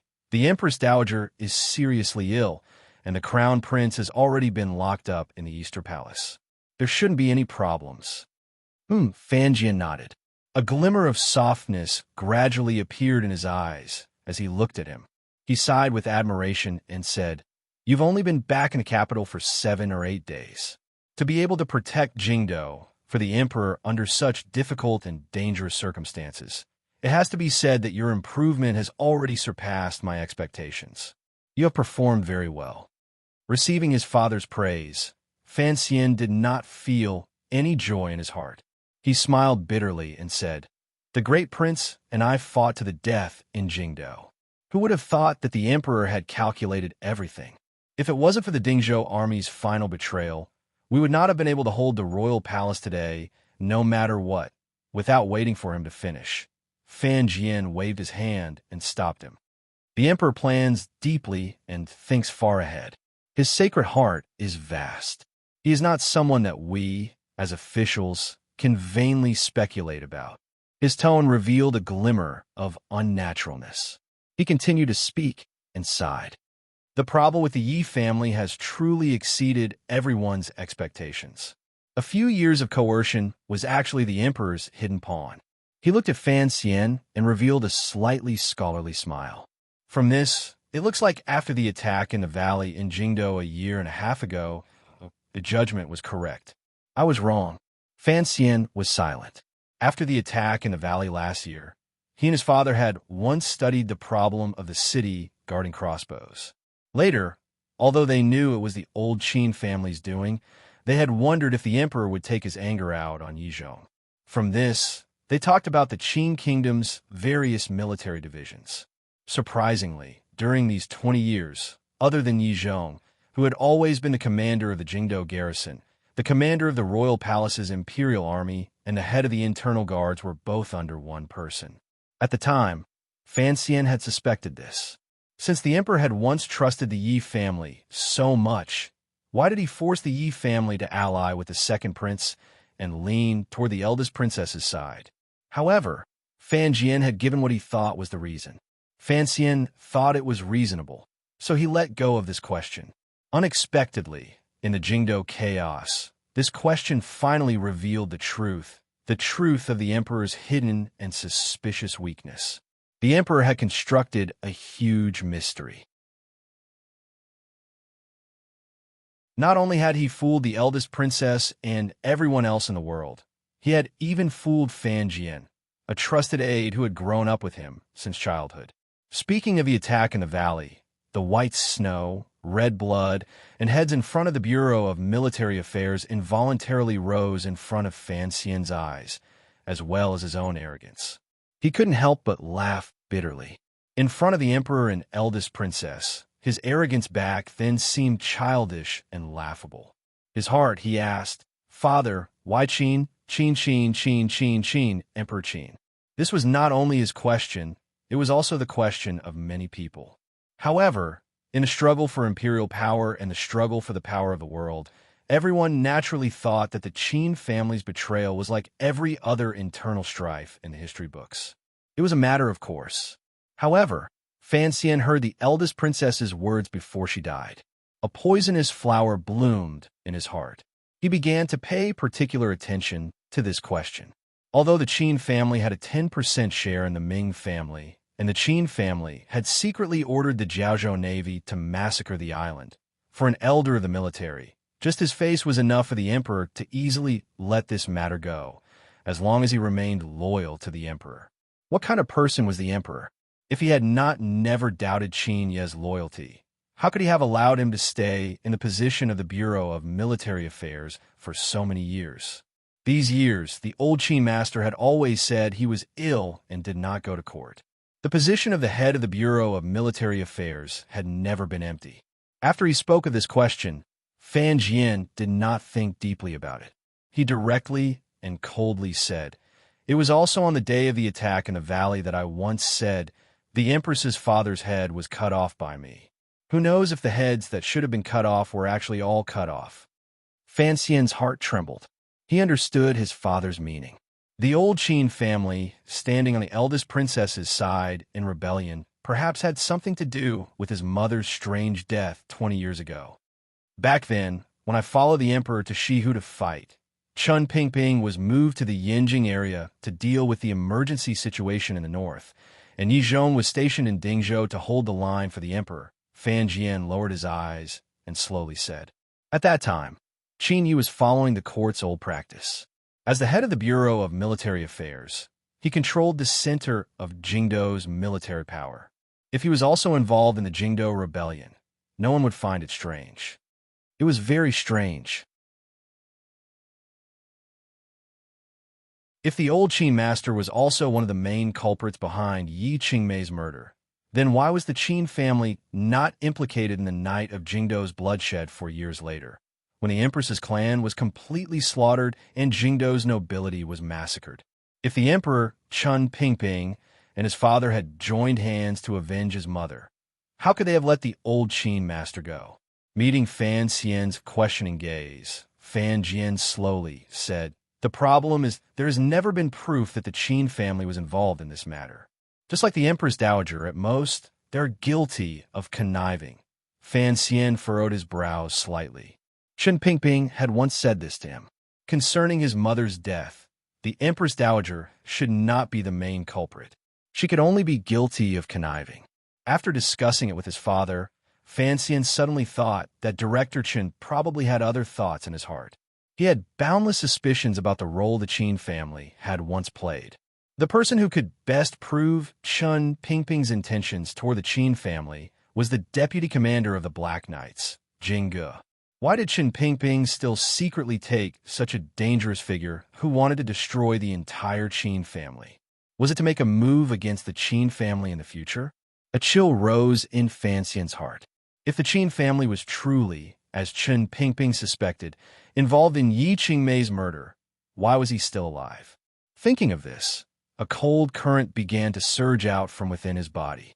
Countless coldness seeped out from his pores, making the study become as cold as winter. He had guessed countless times and was infinitely close to the truth. However, he didn't dare ask. Even Chun Pingping didn't dare ask.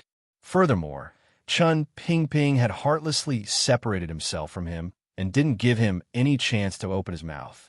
There had always been a knot in Fan Xian's heart. Thus, he had always quietly shifted his focus toward northern Qi. He had a natural fear toward the Qin kingdom. Now, this knot seemed to be unraveling and revealing the dark truth within. Thus, he was silent. He smiled slightly at his father and said, If the Qin family was truly involved in this matter, it could be considered retribution. He was worried that his father would follow this train of thought and think of the things he feared earlier, so he rushed to say, "The emperor will return to the capital in a few days." Earlier, the court was still preparing for the emperor's funeral. "I don't know how it will turn around." Fan Jian smiled and said, "Naturally, the Ministry of Rites will worry about these things. Why do you need to care so much?" Fan Xian shrugged and didn't say anything more. Minister Fan also fell silent. A glimmer of confusion appeared on his face. The atmosphere in the study was somewhat strange. Presumably, the surviving nobles and officials in Jingdo were all silent in their own residences. No one had thought that the emperor would be able to come down from Dong Mountain alive. Amidst their shock, they thought of the Yi family's ambush in the rebellion and the many watertight calculations. All of the officials' respect and fear of the emperor had been raised to an unprecedented level. Fan Xian looked at his silent father and rose to say a few more words. He then turned and left. Walking out of the study, he headed toward the back garden behind the street to see Wan. Along the way, the night wind was as cool as water and blew against his face. He couldn't help but feel a wave of pleasure. He took a deep breath and maintained the injuries in his body. He thought blankly that Chun Pingping's letting go during the attack in the valley was a kind of separation. The old cripple lived up to his reputation as the most powerful person in the world. He had long seen through everything, yet he carefully hid the truth from Fan Xian and did those things alone. He also used these separations to maintain his safety afterward. Fan Xian had been learning from Chun Pingping, so he could only be silent tonight. His father was about to resign and return home. Why should he let his own guesses sink him into Jingdo's dangerous situation and be unable to free himself? For the sake of each other's safety, they had to separate each other. This was true love, just like how Chun Pingping loved him. At this time, Fan Xian very much wanted to see Chun Pingping. Chun Pingping was leisurely traveling around Jingdo. Occasionally, he would give orders for the Overwatch Council to cooperate with the Emperor's actions under heaven. Even if he wanted to return to Jingdo before the Emperor arrived in the capital, it could not be tonight. However, someone had come to the Fan Manor to find Fan Xian. It was already late at night. Before Fan Xian could see his wife, he was helplessly asked to leave the manor. He looked at Gong Jian at the door and took a deep breath. Pushing down the threads of irritation in his heart, he bowed and said, "Sir Gong." Earlier, he and his father had been discussing this person in the study. He knew that he was one of the Emperor's most trusted people, so he spoke with propriety. In Gong Dian's view, Sir Fan Jr. was the Emperor's closest nephew. He did not dare to be arrogant. Bowing as a subordinate, he said in a low voice, "There is something I must trouble the Duke of Donbul with." Fan Xian was now a duke, so he was worthy of this bow.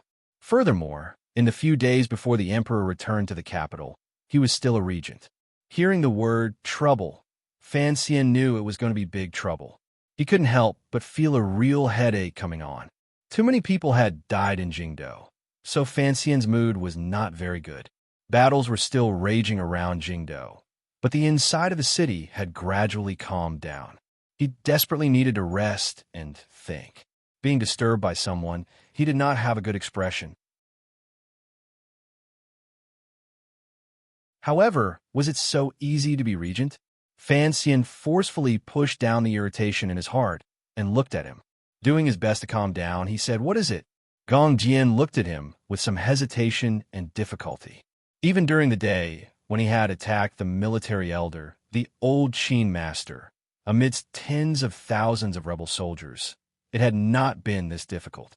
Fan Xian didn't speak. He only looked at him calmly. Perhaps the pressure was too great. Gong Jian swallowed and said, "Please go to the manor. I can't persuade the young mistress." Fan Xian immediately understood what had happened. During the day, he had been busy killing people and saving people. He had not thought of this at all. Now, in the dead of night, the smoke of battle had dissipated slightly.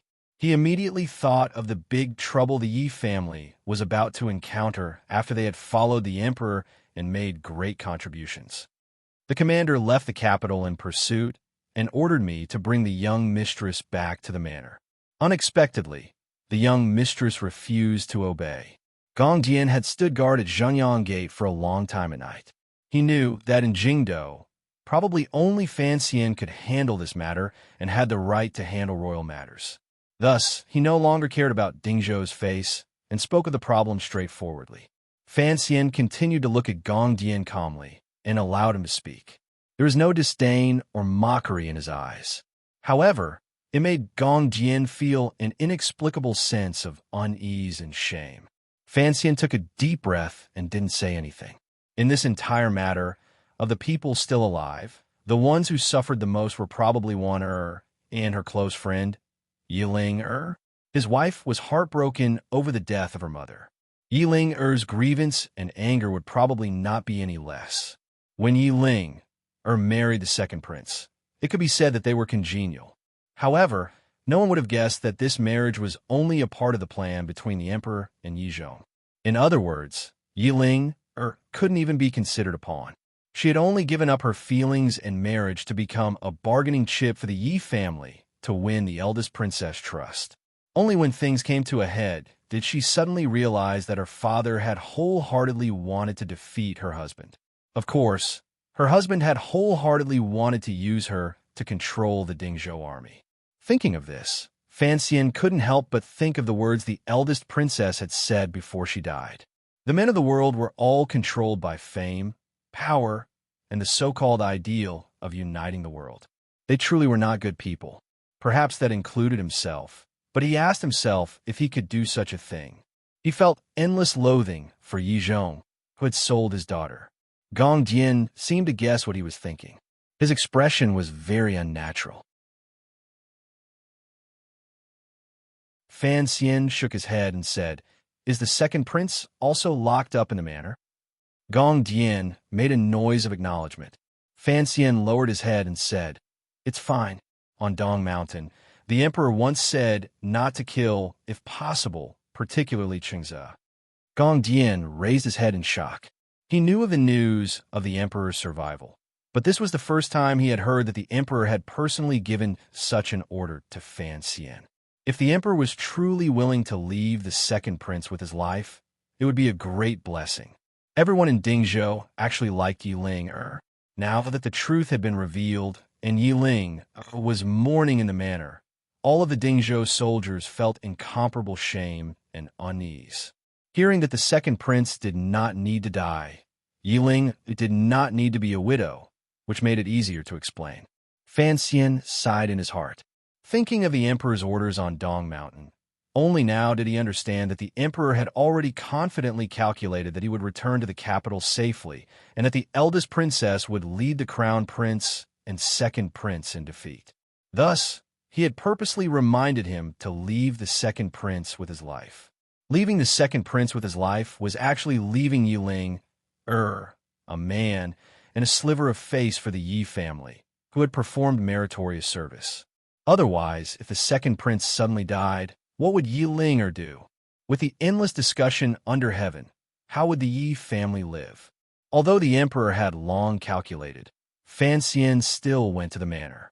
Even if he did not have any good feelings toward the second prince, Yiling had, after all, called him teacher countless times. Furthermore, as the regent, he had to handle the captured prince carefully. If something truly happened in the manor, it would be difficult for him to explain. He didn't raise his head to look at the signboard on the manor. Accompanied by Gong Dian, he walked straight in. There were soldiers watching all around.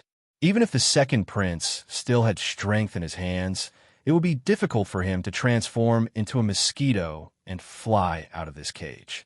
This was the first time Fan Xian had stepped into the second prince's manor.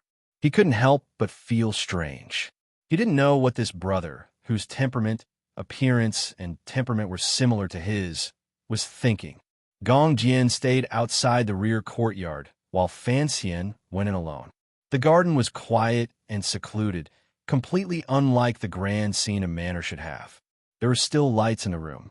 It looked like although it was late at night, the young prince and Wang Fei still could not sleep. Entering the door, he saw Yiling alone. Her face was full of sorrow as she sat silently by the table. She didn't say a word. There were still traces of tears at the corners of her eyes. Her usually bright, jade-like eyes now had an indescribable tiredness and grievance, as well as a hidden anger. Wang Fei was like a tiger that could pounce at any moment and bite someone to death. Putting aside the fact that she had been used by her husband, she had been deceived by her father, and she had been thrown out by her family. How could she bear it? A faint sense of pity rose in Fan Xian's heart. He walked to her side and said in an even voice, "Gong Jian had good intentions in having you return to the manor. After the matter fades in a few days, won't you and Chengze still be together?" Yilinger was startled. Only now did she realize that it was him who had entered the room. The mockery in her eyes grew. She wanted to mock him, but her heart ached. She lowered her head and began to cry silently. Fan Xian had never seen Yiling who was so graceful and sorrowful. For a moment, he didn't know how to comfort her. A moment later, Yiling raised her head and looked at him with lifeless eyes. "You're not in the palace doing your job as regent. What are you doing in the manor?" "I'm trying to persuade you," Fan Xian replied straightforwardly. Yiling slowly shook her head. "Don't be stubborn. Your father can't do anything about this matter. After all is said and done, if the second prince had listened to your advice and not participated in this matter, there would not be today's situation."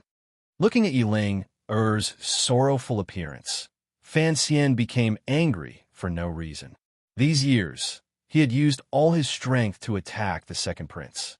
Hidden in his subconscious was an idea to use the Overwatch Council and the Emperor's trusted aides to cripple the second prince's power and cut off his thoughts of fighting for the throne. Unexpectedly, the second prince's desire for power was so strong. Additionally, with the eldest princess's clever teasing, this plan did not have the slightest effect. Yiling smiled sorrowfully and quietly said, "Teacher, I don't blame you for this matter. How he ends up is his own business. These years, even you can't beat back his burning desire. How can I, a woman, persuade him? You don't need to persuade me to leave the manor. He is involved in rebellion. Who would give him a way out?" Yiling's expression gradually calmed. "No matter what kind of person Chengze is, he and I are, in the end, husband and wife. Since father and the people of the clan have never seen me as a person, it is good that I go with him. We could be husband and wife in the underworld. I think that in that lonely place, he won't still have his beautiful dreams of being an emperor." Fan Xian's heart froze. He could clearly see a glimmer of a will to die in Yiling's calm expression. In a trembling voice, he said, "I'll tell you frankly, the emperor personally gave me an edict on Dong Mountain. Chengze will not die." Hearing these words, Yiling abruptly raised her head. A glimmer of hope and unexpected joy flashed through her eyes. Immediately after, it dimmed, making Fan Xian a bit confused. Yiling shook her head and sighed quietly. "Everyone says that he appears gentle on the outside, but is cold and heartless on the inside. Actually, these words are not wrong. Even his mother in the palace is polite to him. In his life, when has he ever felt any true warmth? Not only is he heartless to others, he is also very cold to himself. I am his wife. I understand him better than you outsiders. You don't know what kind of proud and conceited person he is in his heart. The complete failure this time was a great blow to him. Even if father left him a way out, how could he have the face to continue living?" She raised her head and looked at Fan Xian with a helpless and hurt gaze. After returning to the manor, he still refused to say a word. "I know that he already has thoughts of dying. If even I leave at this time and everyone in the world abandons him, his departure will certainly be very straightforward." Fan Xian took a deep breath and straightforwardly said, "Where is he?" The second prince, Li Chengze, was squatting on a chair with a bunch of purple grapes in his hand. He was bringing them to his lips. Fan Xian had seen this scene countless times. Tonight, the second prince's hair was disheveled. There was an unreadable expression on his handsome face. The corners of his lips were slightly tilted, as if he was laughing at something. His entire person appeared unusually dispirited. "If you die, who will take care of Lady Shu? What about Wang Fei?" Fan Xian sat across from him and spoke as calmly as he could. His eyes were level with the other person. It was as if he was looking at another version of himself. Fan Xian's temperament was very similar to the second prince's. This was news that had long spread through Jingdou. The two of them clearly did not look alike, but sitting across from each other, it was as if they were looking at themselves through a layer of mirrors. Fan Xian looked at the other person and thought to himself that if his mother was not Yi Qingmei and his identity was switched with the second prince, he would probably only be able to sit on a chair and eat grapes without spitting out the skin. The second prince seemed to have only just noticed Fan Xian's arrival. He smiled slightly and said, "Can I still survive?" Fan Xian had no choice but to repeat the emperor's edict. The second prince smiled self-mockingly and said, "To live like a yellow dog and be imprisoned in the manor for the rest of my life. When father's 100 years are almost up and before the new emperor ascends the throne, the Yi family will be slaughtered like a dog, and then I will be ordered to die. Tell me, if I survive, will my future life be like this?" Fan Xian was silent. "Since it is so, why should I burden that shameless father-in-law?" The second prince shrugged his shoulders. "Furthermore, there is actually no meaning in continuing to live like this." Fan Xian opened his mouth and said, "Looks like your ambition has finally been extinguished." The second prince suddenly stopped moving the grapes into his mouth. The purple grapes of early autumn were sweet and juicy. The smile on his face was also very sweet. He looked at Fan Xian and faintly said, "Now that I think about it, in a tea shop in front of Baiyue brothel, what you said was correct. During these 2 years, you have always wanted to extinguish my ambition. Thinking back, I must thank you. Speaking of which, it is strange. I wholeheartedly thought that my aunt would help me, wholeheartedly thought that my father-in-law would help me. Looking back and forth, it was you, the greatest enemy of my life, who once had a glimmer of sincerity toward me." The second prince sighed in admiration. "You are truly an anomaly in the Li family. The young lady of the Yi family is indeed as unusual as the rumors say. And me?" The second prince continued to speak and laughed loudly. He laughed until tears and snot streamed down his face. "What am I? I thought that I schemed against others, that I had countless supporters behind me, and that the throne was just around the corner. Who would have thought that everything was arranged by father? And I, a clever person, was not even as good as a chess piece. I was not even as good as Changqian, that coward. I could do nothing. I had no ideas. I was like a powerless child. I could only watch stupidly as all of this happened." The second prince was angry. His voice grew louder and louder. He didn't know what he was angry about, but it was clearly not directed at Fan Xian. Perhaps he was angry that he had been placed in the position of a whetstone by father since he was young and was forced to walk step by step to where he was today. Perhaps he was angry at Yi Zhong's heartless betrayal. Perhaps he was angry that he was born in the royal palace. Fan Xian was silent. He had learned from that this second brother, who had a good relationship with her since childhood, was nicknamed Stone. Even if he was a simple and stubborn stone, after being sharpened by the emperor with the sword of imperial power for so many years, for no reason, he would still carry some viciousness and negativity. "What am I?" The second prince Li Qingzi stared at Fan Xian and pointed at himself. Tears and snot streamed down his face. He laughed loudly and said, "I am a joke." Fan Xian wanted to say that in front of the emperor, it seemed that everyone in the world was a joke. However, he didn't say these words because he watched in shock as the laughing and crying second prince spat out a mouthful of black blood after saying the word joke. A mouthful of black blood landed on the purple grapes. You're tuning into the Warrior Lore YouTube channel. Don't forget to subscribe and join us on this journey to catch the most captivating stories.